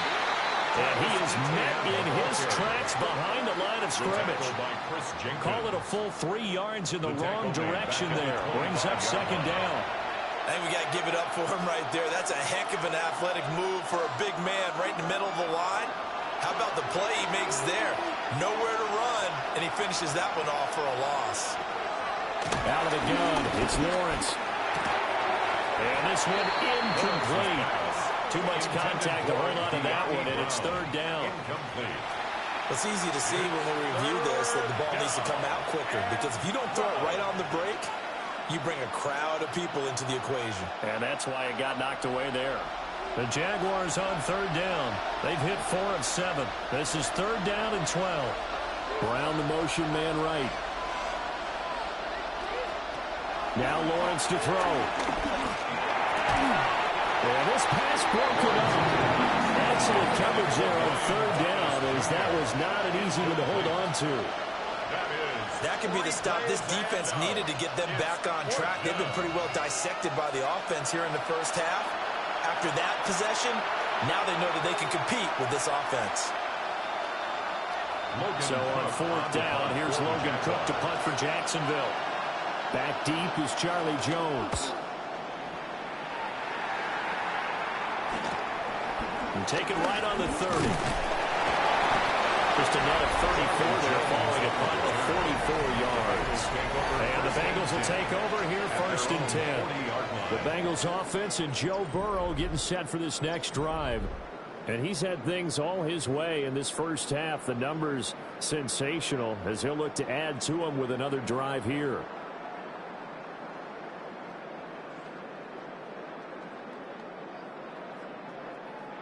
The Cincy offense about ready to go here on their next drive. For this offense, Charles, remember the last time they were out here, marched it nearly the full length of the football field, and a lot of the attack went through the air, so now they're seeing if they can duplicate that performance. Okay, if I show my age a little bit, partner, because I can hear my high school coach, John Ford. I can hear his voice in my head.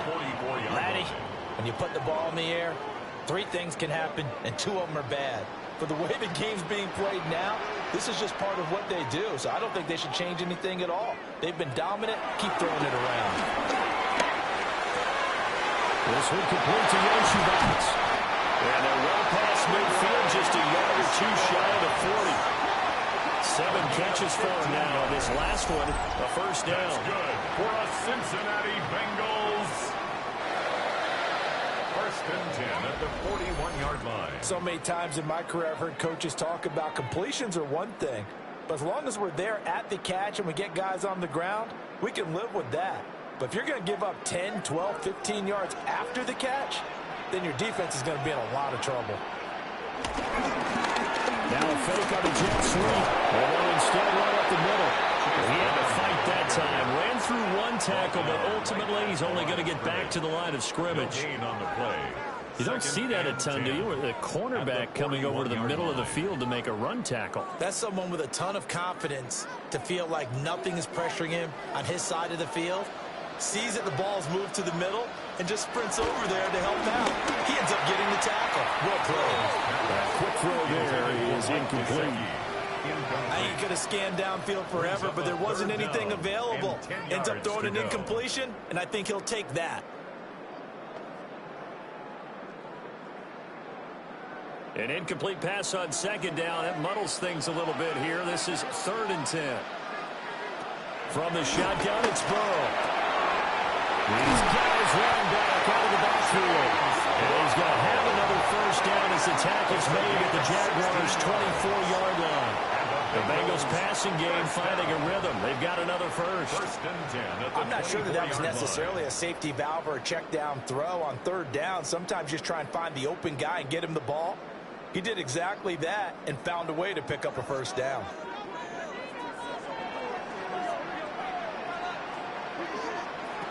Burrow will throw. This will be caught once again by Brown. And he'll be brought down inside the 20 at the 19. Short completion, just 4 yards, and that'll make it second down. Offensively, that's the mismatch that you want. You want to force a linebacker to try and cover your back out of the backfield, out in some open space. But linebackers nowadays, they run like backs, and they take a lot of pride in covering. What a nice play he made there in the open field. And he's going to lose yardage and be backed up to the 25. There'll be a loss of 6 yards on the play. And that's going to lead to a 3rd and 11. Well, that wasn't exactly a work of art, was it? No, that wasn't a thing of beauty. This is why I don't play in points per reception fantasy league. Is that what they call receiver PPR? still gets a point there. Yeah. And you went that far back. No bueno. Well, I'll tell you what. I wish I had their defense on my fantasy game. And they will eventually get him down, but he's inside the 5 all the way to the 3. They're able to convert on third down, and that sets up a first and goal. That's another Cincinnati Bengals. First and goal at the 3-yard line. A great job pulling that one in from a guy, as we know, who can really blaze. He's got a lot of speed. And that speed can work for him so many different ways. Sometimes he just takes off and goes and just runs past people. Sometimes you get people to back off so far that you can catch everything underneath. It's under pressure, down he goes. Sacked at the 10.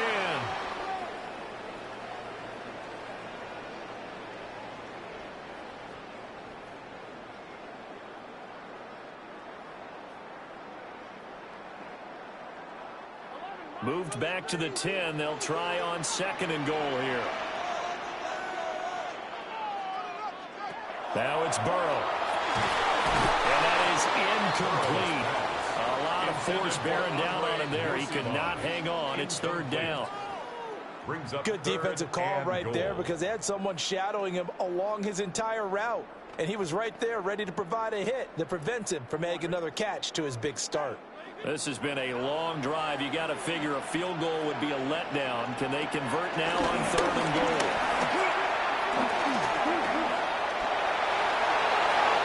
And this is going to be incomplete. Smart move to throw that one away. You're in field goal range, so you definitely don't want to be loose with the ball. And that's great work by this defense to force a fourth down.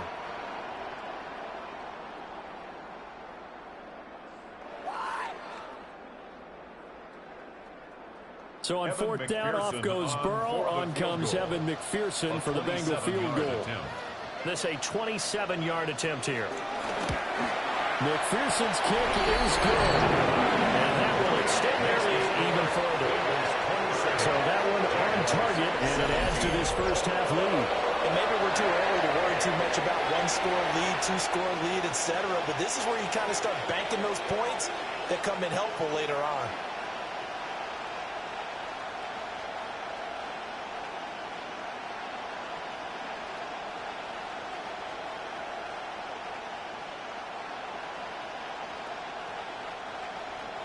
So after the made field goal, here's McPherson to send this one away.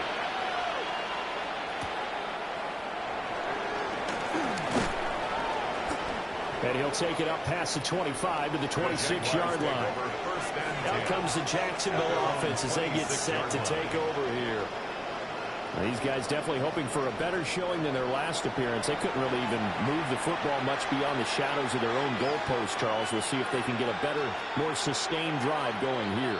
Yeah, and every team that we ever talk to says the exact same thing. When you start a drive from that deep in your own territory, the goal is a minimum of at least 2 first downs, because even if you have to punt then, you change the field position, right? You flip the field a little bit. They didn't get that done. This time they got to bring together a nice job. They helped themselves out. A gain of 8 there on the play. And they'll have a 2nd and 1 forthcoming. Second down at the 35-yard line.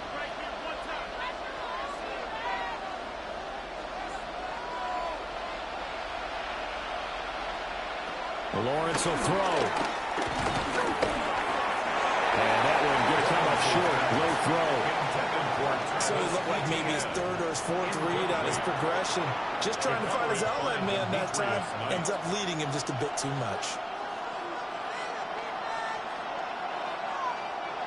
They tried to throw on 2nd down. Unsuccessful. Now it's 3rd and 1. Now Lawrence. Working the middle of the field, and he's got a man complete. The Jaguars going to go ahead and use their first timeout as they'll head to the sideline and talk over what to do next.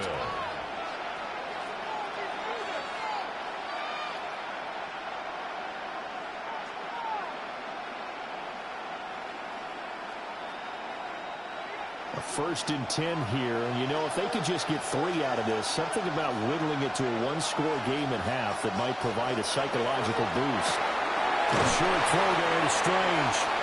That'll give him 8 that time, and that'll give him a short yardage situation here for 2nd down. Nice rhythm throw there on 1st down. He located his tight end, made a nice easy pitch and catch. Hoping he can break a tackle or two. Wasn't able to do that there, but still good yardage. 2nd down and a yard. On play action, Lawrence. Throwing left sideline there, but it's incomplete. Incomplete on the throwaway. It's third down and 1 yard to go.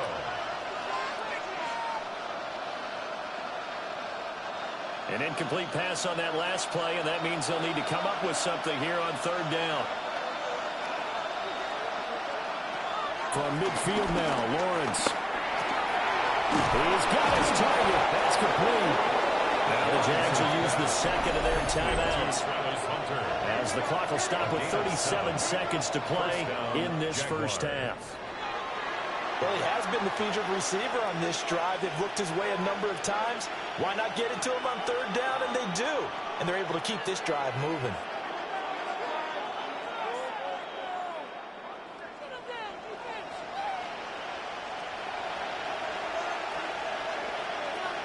Lawrence going to throw again.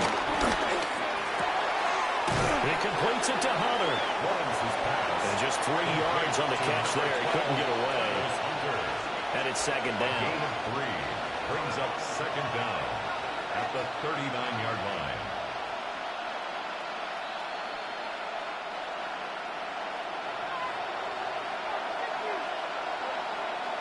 In motion right here, Hunter.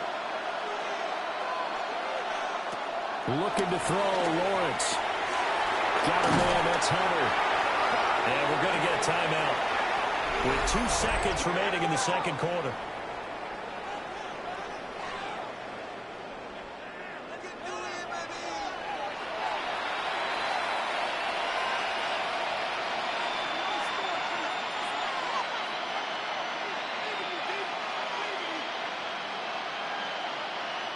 So with 2 ticks left here in the half, on is the field goal unit.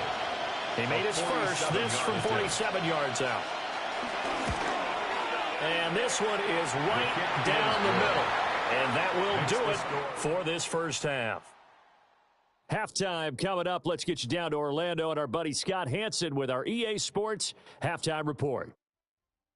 All right, Brandon, thanks much. Welcome in, everyone, to the Orlando studios. Scott Hansen with you for a quick halftime report. We'll let both sides catch their breath and get their orange wedges as we're going to get ready for the third quarter action. So let's go back out to the stadium as we rejoin our broadcast team, Brandon Godden and Charles Davis.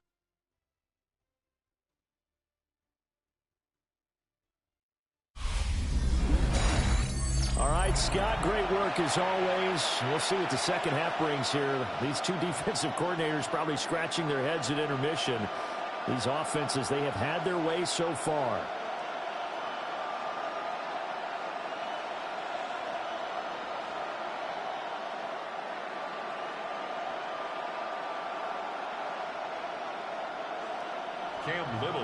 Both these offenses have been in fine form. What will the second half bring us as we are underway in quarter 3? And he takes this near the 25. Just a little pass there. Call it the 26. The Bengals offense and their quarterback headed out for this next possession. And he had it going in the first half, that's for sure. He's really had his way with his secondary. They've been powerless to stop him, and he'll look to keep it rolling right here.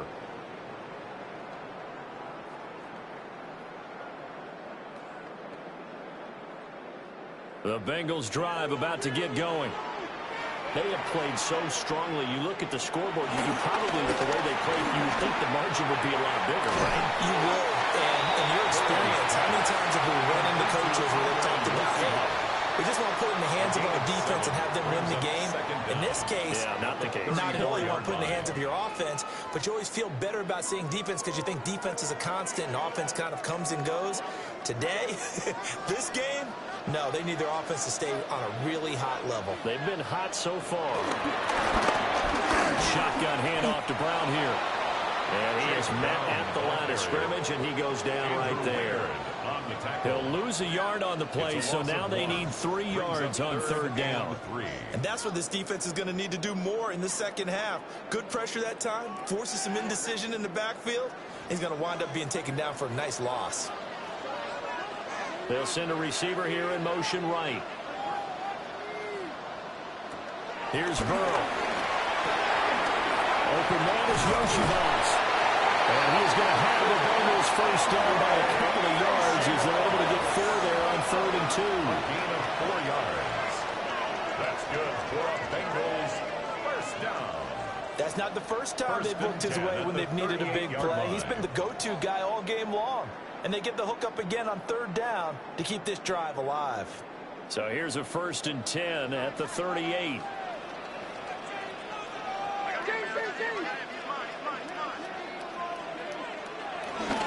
An inside give, Brown. And they'll work this forward for about 3 at 2nd down. In the first half, he was held in check on the ground, but despite that lack of production, they still have the lead. Yeah, and they've got to feel fortunate about that. If they could actually get production from their lead horse, that would help open up this offense and widen this margin, too. 2nd and 7.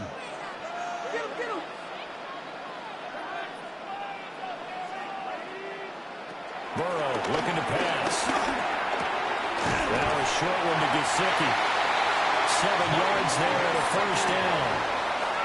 That was a route run not just with dexterity, but with intelligence. Found the hole in the zone, made sure the quarterback saw him, and was able to make the short catch and flip the down marker back to 1. 2 first downs have them up near midfield now on 1st and 10. Now it's Burrow. Over the middle here to Brown.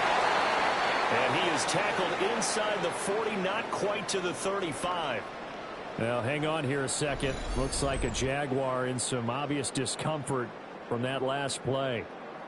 Well, now they're going to come out and take a look at this injury, and we'll be back in a moment.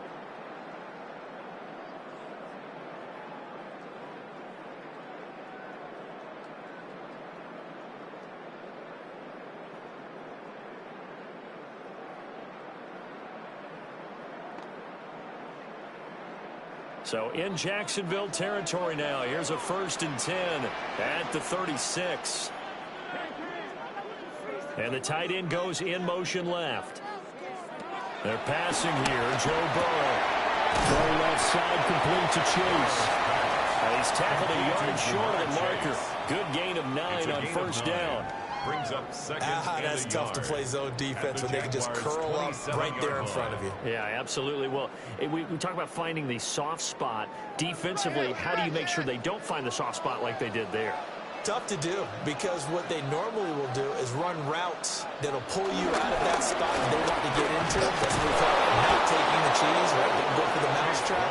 But it's hard to do because when you see a guy cutting that in that direction, you tend to go towards him.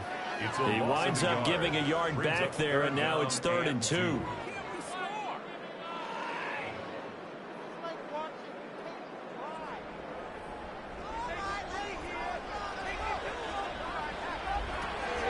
Now they'll throw here out of the gun. And he's got it. Touchdown. Jamar Chase. He scored on the ground and through the air. And the Bengals have taken a 2-touchdown lead now. Circle that drive because that might be one to remember. Well executed to give them a little cushion. Well, let's take it into the boxing ring. You talk about them commanding it, keeping the fight where they wanted to, whether it was in the center of the ring or putting them on the ropes because it was jab, jab, jab. And finally, the haymaker to put that drive away.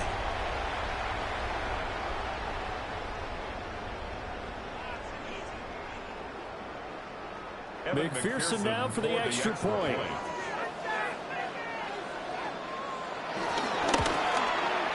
And the lead is up to 14. That time a 9-play drive. And it was Jamar Chase who finished it off with a touchdown reception. All right, Scott, great work as always. We'll see what the second half brings here. These two defensive coordinators probably scratching their heads at intermission. These offenses, they have had their way so far.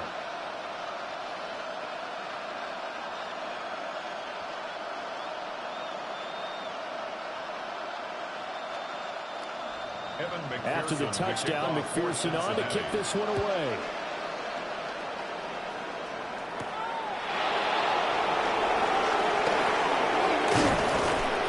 And up to about the 26-yard line, just across the 25. Here comes the Jags offense now. Time for their first possession of half number 2. Well, the opposition laid down the challenge and opening drive touchdown here to start the second half. And, Charles, now you feel like this group needs to get an answer because this all of a sudden is a 2-score game. Yeah, you're right about that. What was a small, manageable spread to overcome? A little bit more daunting now. I think you're exactly right. Pressure is on because you don't want them getting the ball back with a chance to really extend this lead out. Now Thomas will come in motion right. They'll start on the ground. ETN. Now, boy, this defense again really making things tough on them as they stop him for no gain. You got to figure the further they fall behind, the more you think that they'll get away from the run. They're trying to stick with it, but the results, they just aren't there. 2nd and 10.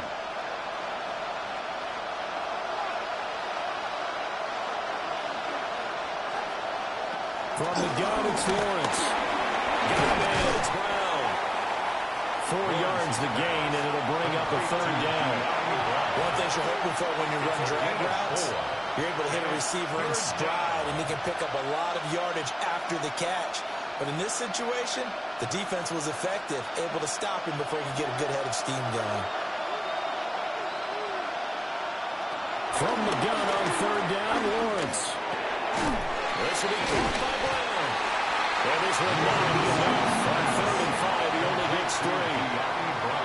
A short gain that doesn't get him the first down brings up a 4th down situation. Really nice job defensively. They knew where the sticks were. They got the stop before.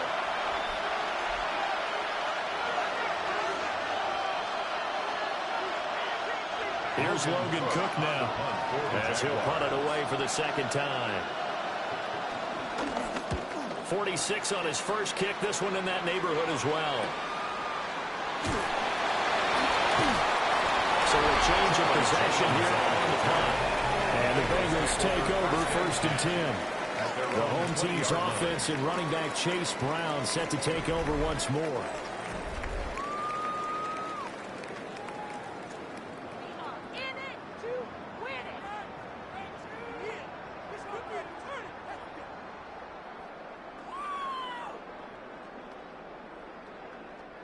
The Cincy offense about ready to go here on their next drive.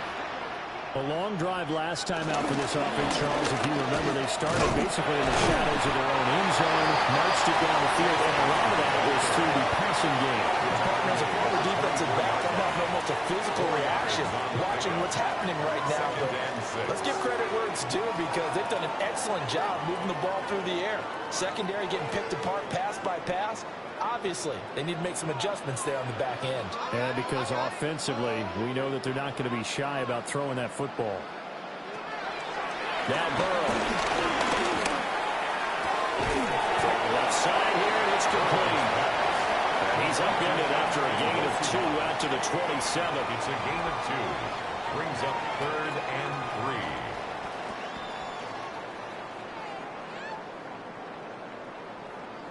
And the Jags have 5 in the secondary here on 3rd down.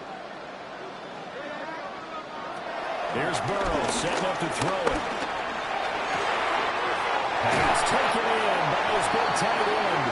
And he'll be taken down, but not before they reach the 50. A good pickup there at 22. That's good for us. Normally on 3rd down and short yards, you're thinking of throw to your tight end. It's just going to be a simple chain mover. But this time they let him roam down the field.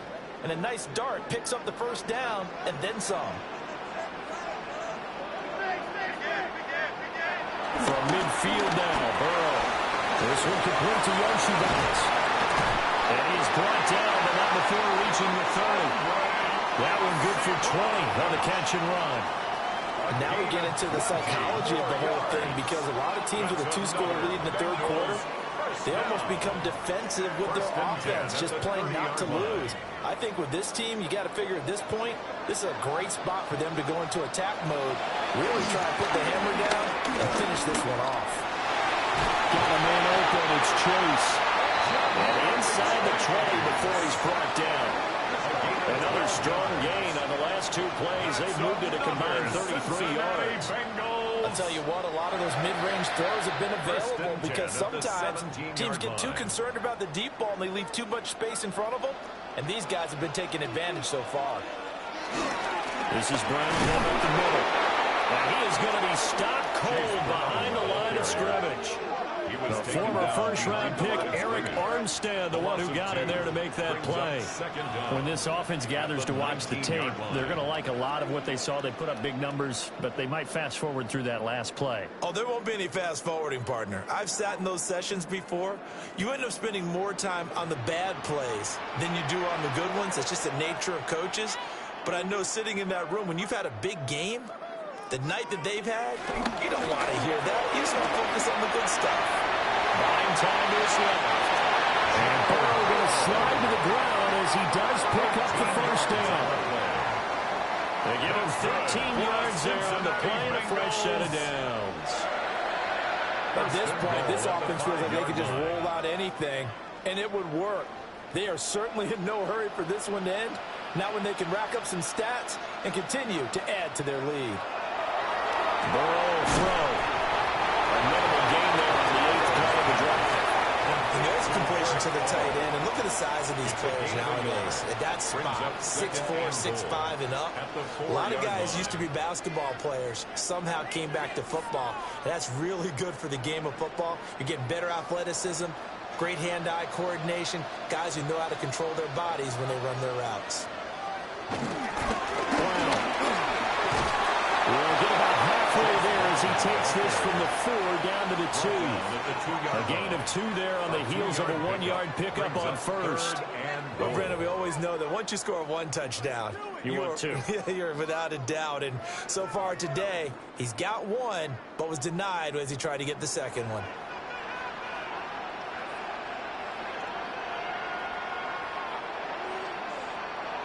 Third and goal. Burrow. He's going to flip that out to the flat. It's complete. They wind up losing a yard on the play. And that will bring up an interesting decision here on 4th and goal. I know we saw the pass and the completion and obviously the resulting loss of yardage. To me, that play broke down with the blocking on it. Because if you're going to try and swing it that far outside, that blocking's got to hold up to give your guy a chance. And the defense, they were clearly aggressive on that one.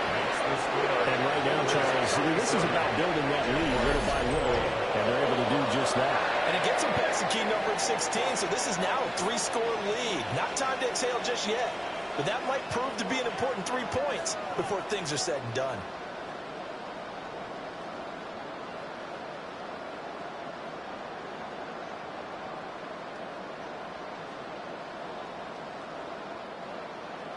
So after the made field goal, here's McPherson to send this one away.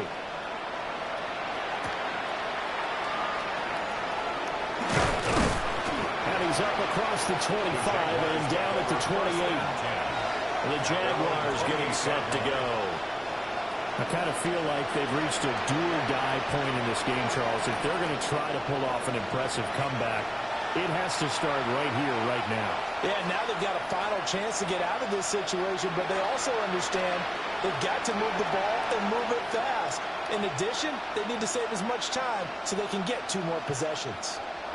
Lawrence bringing the Jaguars up 1st and 10 at their own 28-yard line. They'll start this drive out on the ground.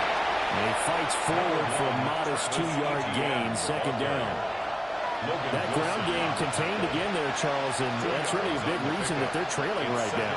They give a lot of credit to that defensive front. That's exactly what they worked for all week, to try and take away the run game, make them one-dimensional. In the battle of game plans, theirs has been superior. Here's Lawrence to throw. Dancing to his left. And he'll bring it up here to right at the 40-yard line. Great vision there by Lawrence as he scrambles for a first down. Partner just a second earlier, and they might have had him because they certainly thought they were going to close in and drop him behind the line of scrimmage, but he had just enough time to dodge the pressure, and he ends up getting yardage before being stopped. Lawrence now off the bootleg. Now a quick throw there, but it's going to be incomplete. That was a nice job defensively of disguising their coverage and making it difficult for the quarterback to lock in on a receiver, and it results in an incomplete pass. So 2nd and 10, 3rd quarter. Thanks for tagging along with us here from the Queen City of Cincinnati. Straight ahead, Etienne. And he is met in his tracks behind the line of scrimmage.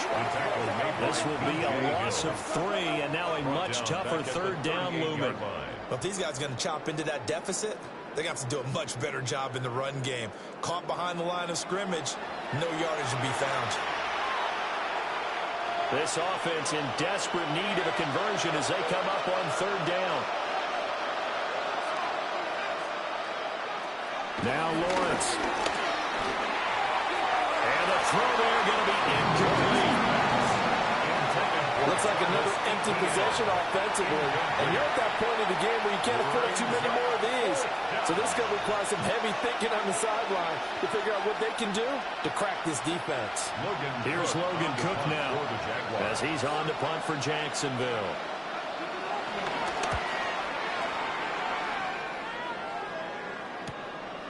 Jones on the return. A punt of 46, a return of 5. And they will take over 1st and 10. Now the Cincinnati offense ready to see what they can do here. And last time they were able to churn some clock. They got the field goal, added on to their lead. But that was a drive that was so long, it should have ended in a touchdown. You know that's how they felt. And we'll both be headed to the airport after the game. But we probably should go to the post-game press conference because someone's going to ask the head coach about this drive, and he's going to profess that he was happy to get points, and we know that's not true. Yeah. Okay, after this type of a drive, not getting a touchdown, a huge disappointment. And he's brought down at the 22 after a gain of 2, and it brings up second down. And we see another pitch and catch there to the running back. This position just continues to evolve. They become just as critical to the passing attack as a lot of receivers, tight ends, because their ability to make people miss in the open field can really generate big plays for an offense. And he's got his favorite target yet again. It's complete. And they get him down, but not before he takes it across the 40-yard line. 19 yards the pickup there. Move the chains. And while we may be looking at the scoreboard, this offense certainly is not, because they're showing no signs of backing down, even with a 3-score lead here in the third quarter. I think they keep taking their shots. They've seen blown leads happen throughout this league. They don't want to fall victim to it themselves. They give it to Brown. And he is going to be stopped cold behind the line of scrimmage. There was Eric Armstead coming up quickly and dropping him for a loss. I have zero rooting interest in either team in this game. I only want a good game. But with all the offense we've seen from them tonight, it's kind of nice to see the defense step up and make a big play. Yeah, I was wondering if they were ever going to get him in the backfield. Nice to see him get a stop. They'll give him 4 yards there. And 3rd and 8 now. That's a gain of 4. Brings up 3rd and 8.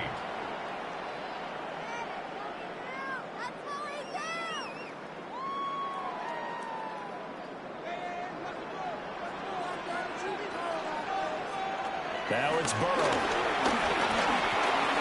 This pass complete to Higgins.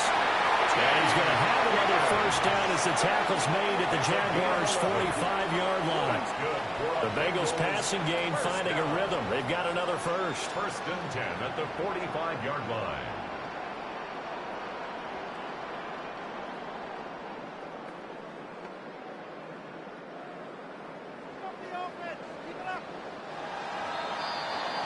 And as they come to the line, they will not be able to get off another play as time has run out on this third quarter.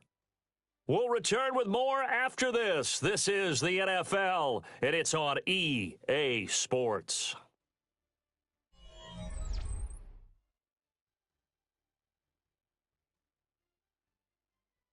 Back now in Cincinnati. It's the Bengals in possession of the football and in possession of the lead as well as we start the fourth. Now again, left side, Brown with it. And he is swallowed up right at the line of scrimmage. It's a loss of a yard there, and now second down. Hey, a lot of points have been scored in this game against them, but tally that one on the side of the defense. Do you think maybe, possibly, it can be a little bit of a changer for them? Maybe not a game changer, but a little bit of a momentum one that maybe they can string together some pretty good plays and slow them down. Now a short one to Gesicki. So even 2 yards there on the completion. 3rd and 7 now. Not a big window to throw. Coverage wasn't too bad there. Yeah, they had him under wraps pretty well, but somehow able to muscle his way open and catch the ball. This will be the 8th play of the drive. It's 3rd and 7. Out of the gun, it's Burrow. Open man is Higgins. And he'll be out just a yard or 2 shy of the 30. Burrow hooking up with Higgins for a Bengal first down. He's been the go-to guy. They needed a big play there on 3rd down. Went his way, it worked out. Doesn't matter whether they've scouted it or that they think he's going to get the ball. He has a knack for finding his way open and completing the connection. They'll look to throw here on 1st down. And that one complete once again to Higgins. He'll be dropped at the 25 after a gain of 6. It's a pickup of 6.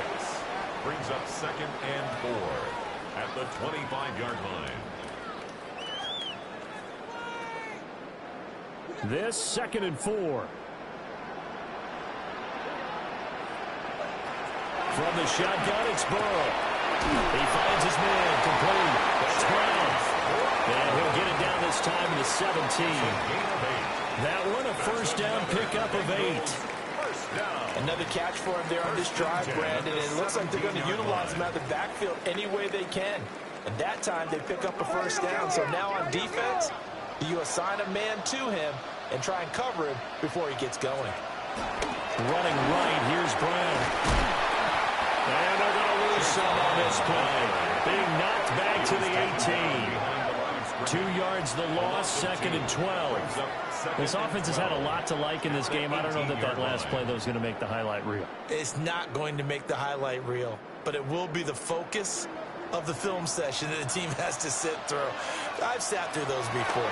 Never any fun. You're always excited about your good plays, and they actually fast forward through those. All right, that was good. All right, great. They get to the bad ones and really illuminate them. Not cool. Burrow on his toes that time as they get the 1st down. Cincinnati Bengals. Just where the NFL is headed year by year, partner. A league where just about everyone has someone under center who can get you with their legs as well as their arm. And we've certainly had a nice display of that from both QBs in this game. And that continued with that 1st down run. They'll look to throw here. They'll try and set up the screen. It's complete. Touchdown, Bengals. Chase Brown with his 2nd touchdown of the afternoon. And the Bengals are able to extend their lead. Boy, he has been fun to watch throwing the football in this one. It's certainly not fun for that defense, though, Charles. Now up to 4 touchdown passes in this ball game. Yeah, we're supposed to be neutral, but I'm feeling their pain right now because he has absolutely carved up the secondary. A clinic on how to attack the defense and take them out of the game.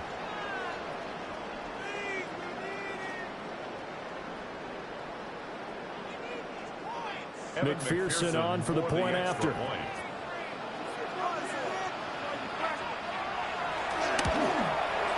And he's been a busy man, 5 for 5 now as he knocks another one through to extend the lead. So that one a 13-play drive in total. And it's finished off with a Cincinnati touchdown.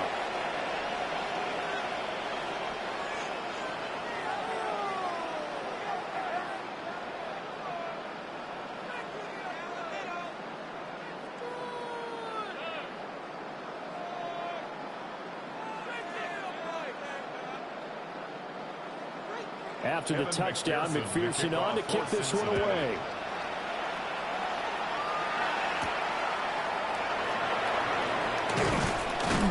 And he'll be tackled just shy of the 25. Jacksonville back on offense and ready to take over. Defense got the better of them last series, forcing a punt. See if they make a few changes in the game plan here and try to get points out of this drive. 1st and 10.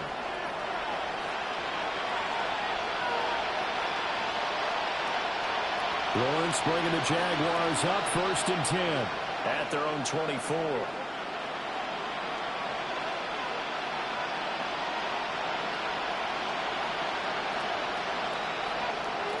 They'll try and start this drive in the air. Over the middle, open is Thomas. And he's taken down, but able to slip across the 35. The drive starting with a first down, 11 yards on that pickup. I can put my defensive cap on right now, and I know they're saying don't give up any big plays now. They've controlled this game throughout, and all they want to do is see it through to the end. I think they let their guard down a little bit with that last completion. Sometimes when you're trying not to give up bigger plays, you don't react as fast as you should on other throws. Yeah, the coverage terrific there as that's knocked down and incomplete. And they're at the point of the ball game now where they've got to take some chances.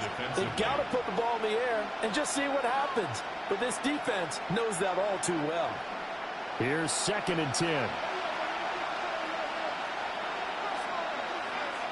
Now Lawrence.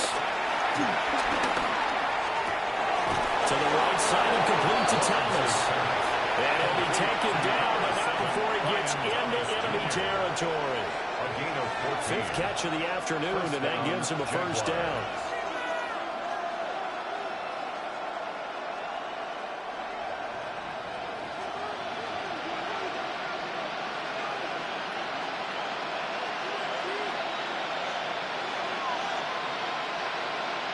Here's Lawrence. He's got Thomas yet again complete. Yeah, he's going to get a solid gain of 9 before being brought down. 2nd and right at a yard. A gain of 9. When you see zone defense and you know you've got a drag route on as your primary call, you've got to be really careful as a passer about how far you let your guy go because he might wander into some tough coverage. Ball on the 40 now. Here's 2nd and a yard. Lawrence will throw. They'll try and set up the screen to ETN. And this one's going to go the wrong way. Losing yardage back at the 42. They go backwards there 2 yards, and 2nd and 1 is now 3rd and 3. I thought that wasn't a bad time to call the screen. I thought late game, down on the scoreboard, had to figure they were expecting a pass downfield. Listen, the edge rushers, they're coming. That could have hit big. You're right. Good recognition defensively to snuff that one out. Looking to throw, Lawrence. Steps away to the trap. And he will have a first down as they get him to the ground at the 37. 5 yards on the scramble, and that's enough to pick up the first. No surprise to see a sideline fired up by that big play. Heck, we're fired up, and we're supposed to be neutral. That's a quarterback putting his body on the line to fight and just barely get the first down. When he does something like that, it gets everyone ready to lay it all out there and try to match his intensity. And that's pretty indicative of the way this one's gone. At this point, down big, you'd have to imagine this defense are just going to sit back, blanket the field as best they can. Yeah, this is actually the easy part of the game for them because, just as you noted, they can sit back, keep everything in front of them. But they've blanketed the field the entire game using a variety of coverages. Lawrence. Firing quickly here, and that's complete. 5 yards, now it's 3rd and 5. 5 yards on the play. And it's 3rd down.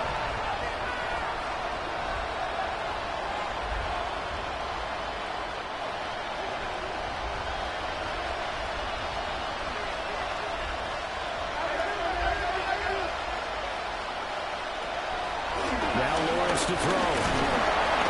On the pressure, and he will go down. Sack back at the 38. There for the sack, B.J. Hill.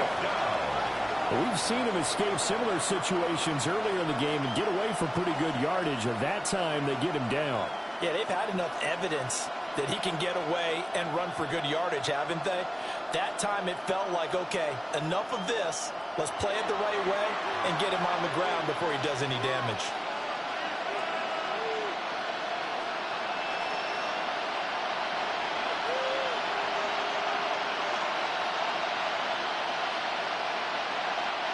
All right, they're going to try and keep hope alive here on 4th down. They're going for it. Here we go. Got to have it. Lawrence. He's going to air this thing out deep for Thomas. And this is dropped. Oh, it's incomplete. He had a big gainer in his sights, but he could not reel it in. The Jags come up empty on 4th down. And this 10-play drive winds up yielding nothing. Well, that's another mistake there on the drop pass on fourth, and we've seen him do things like this all game. It's not hard to figure out why they're down by that deficit. They haven't made plays that are going to keep them in the game or win the game all game long. That's another example right there. It all boils down at the end of it to execution. Either you make the play or you don't.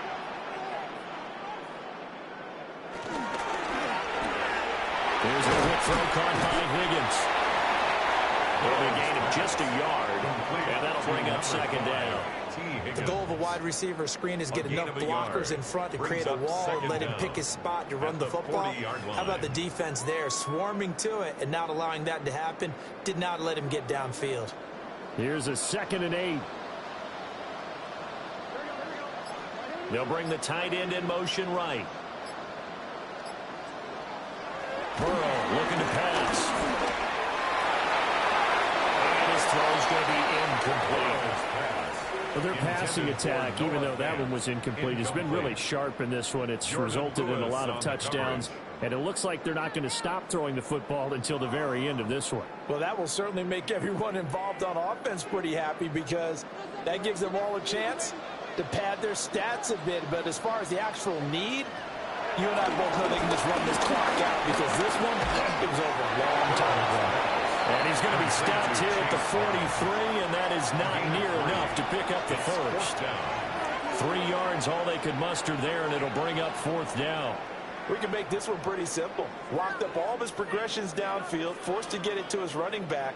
But how about the way they ran to the football and knocked him down to force a 4th down? On 4th down, the punt team is on as this is sent away.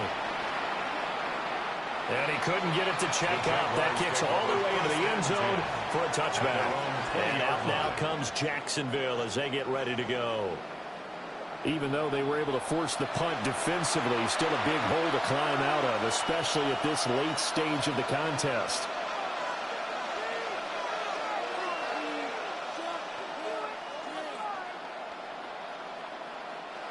Lawrence bringing the Jaguars up, 1st and 10. At their own 20-yard line. In motion, the tight end. Now ETN to start the drive. And he'll be corralled right around the 34. First play of the drive going for 14 and also going for a 1st down. A good run there off right tackle in an old-school NFL football. The right side of the offensive line, often known as the nasty side. The left side, usually the technical side. Kind of reminds me of the old Atlanta Falcons 2009-2010. That's how they constructed their offensive line. He throws and he hits the slant route to Thomas. And able to get this one across the 45 before he's brought down. That one good for a gain of 13 for Jacksonville and a 1st down. Jacksonville.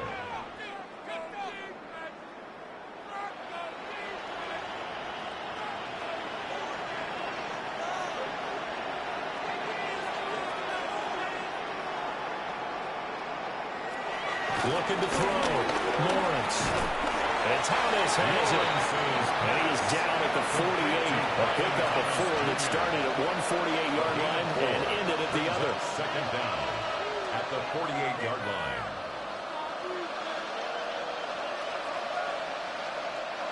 Second and 5.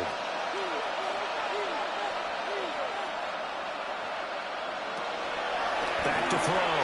Lawrence. Screenplay, here's ETN. And he'll take it down shy of 45 at the 46. The key to any screen play is all in the deception. That means everyone on the offensive side of the ball, but someone gave it up because that one wasn't very well concealed. And the defense able to rally to him and hold him for just a short gain. Lawrence going to throw again. ETN bringing in another one. And he's going to be a yard short. A 2-yard pickup leads to 4th and 1. Yeah, and on 3rd down, you know those pass rushers, they're in the starter's block. They're just waiting for the pistol to fire. You can almost hear the defensive coaches on the sideline pre-snap. Watch the screen, watch the screen. Really good job there of identifying it and making the play to force 4th down.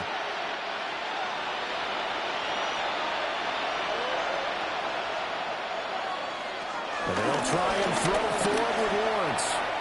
And it's incomplete. They cannot convert, and they turn it over. The Jags come up empty on 4th down. And it'll be a turnover on downs. So that's the second time this game they've given it up on 4th down. They're now 1 for 3 on 4th down conversion tries. But they must feel good about what they're doing, right? They continue to go for it on 4th down. Give the defense a lot of credit, though. They've stopped them 2 out of 3 times. Usually you have 4th down plays that you have dialed up and ready to go and you think are going to be successful. Not so far in this game. And again here with a run by Brown. And nothing doing. He's immediately taken down at the line of scrimmage. No gain on the play there. Second down. As usual, the hallmark of a good run defense, linebackers making plays near the line of scrimmage. Absolutely nowhere to run there. Now 2nd and 9. Burrow will throw. Jaguar pressure and Jaguar sack. The pressure from multiple guys there as they bury him for a big 9-yard loss. You know, on these types of plays, we're always looking to assess blame. Okay, where did it break down? Sometimes it's just a great play.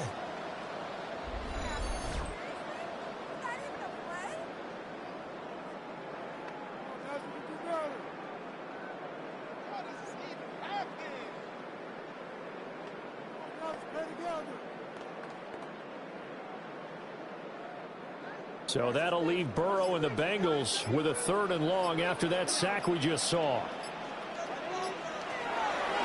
Now a shotgun snap as they'll look to throw. And to the 46 he goes and no further, so he is well short of the 1st down marker. A gain of 9, not enough, and it's 4th down.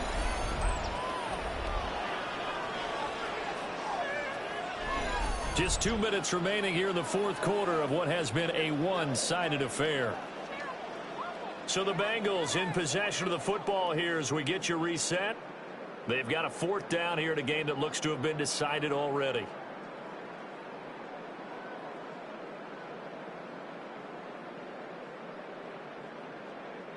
The Bengals bring out their punter now as he'll kick it away for the 2nd time. And they won't get a chance to bring this one back. It goes out of bounds back near their own 20. The Jags offense now gets set and heads back onto the field. Well, probably not much that they can do at this point, CD. Down 3 scores late in the 4th quarter. This is going to be a little too much to overcome, you would think. Yeah, they'll go down swinging, but in the end, I think we saw the writing on the wall a while back because one team was clearly better than the other in this one. And while it didn't quite reach blowout status, I think we knew who was going to win this one well before we got to this stage. They go play action with Lawrence. And he takes this up to the 40-yard line before being corralled. The Jaguars going to go ahead and use their first timeout. And as the two teams talk it over on their respective sidelines, we take a break.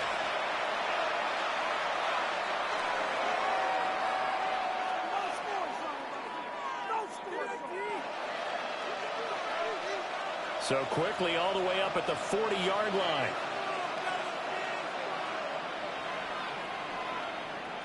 Here's Lawrence to throw. A short throw there to Strange. It'll go as a gain of 4. And it'll be 2nd down. I don't care what sport you're playing.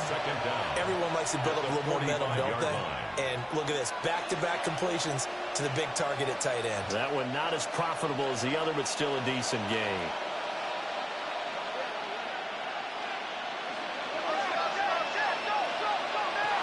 From the gun, it's Lawrence. He gets it to Thomas. And a gain of 4 gets him right to the midfield stripe. That's a gain of 4. Brings up 3rd and inches. And a nickel look here for the Bengals as they try to defend this on 3rd. From midfield now, Lawrence. And he's got another first down as the tackle's going to be made at the Bengals' 34-yard line. Now the Jags will use the second of their timeouts. as they get the stoppage with a little over 50 seconds left to go in the game.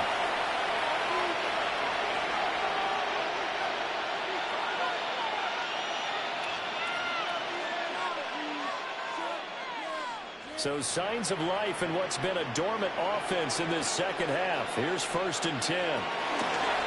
Now Lawrence. Oh, there's that man, and it's complete. And inside the 20 before he's brought down. The catch and run there, good for 16 in the first. Well, those are the types of plays they probably wish they had made more of in the first 3 quarters. And this deficit going to be tough to overcome here in the 4th. But a nice first down and a pickup on that throw. Yeah, and this is where as coaches, you're looking for effort and execution, even though the scoreboard is going against you. You want to find out who's going to fight, who's going to sprint, who's going to keep their heads up and continue to play. The Jaguars now will use the last of their timeouts as the clock stops with 23 seconds to go in the game.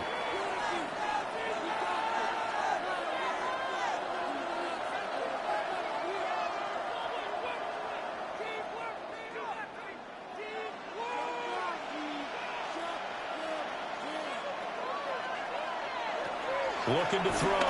Lawrence. Just get rid of it.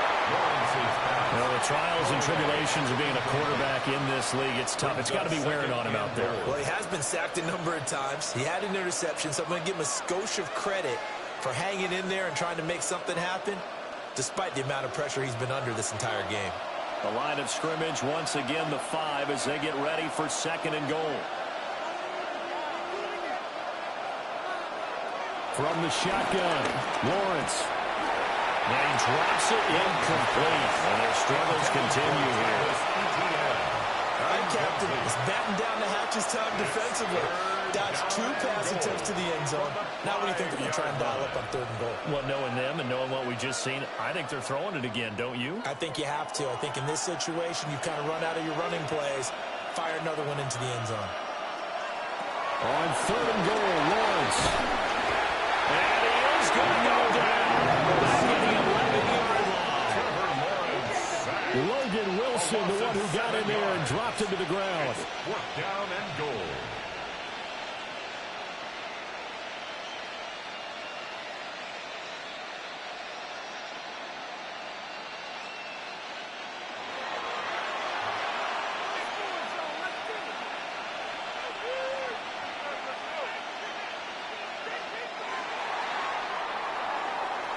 Well, this game, it was well in hand early, never really in doubt. Charles, you and I do so many games together. There's so much parity in the NFL, a lot of close battles. This was not one. Tip your cap to them for a really impressive effort.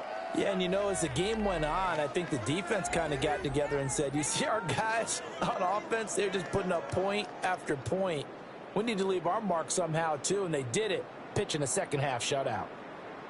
So that'll just about do it for Charles Davis. I'm Brandon Gaudin. You've been watching the NFL on EA Sports. For more, log on to easports.com.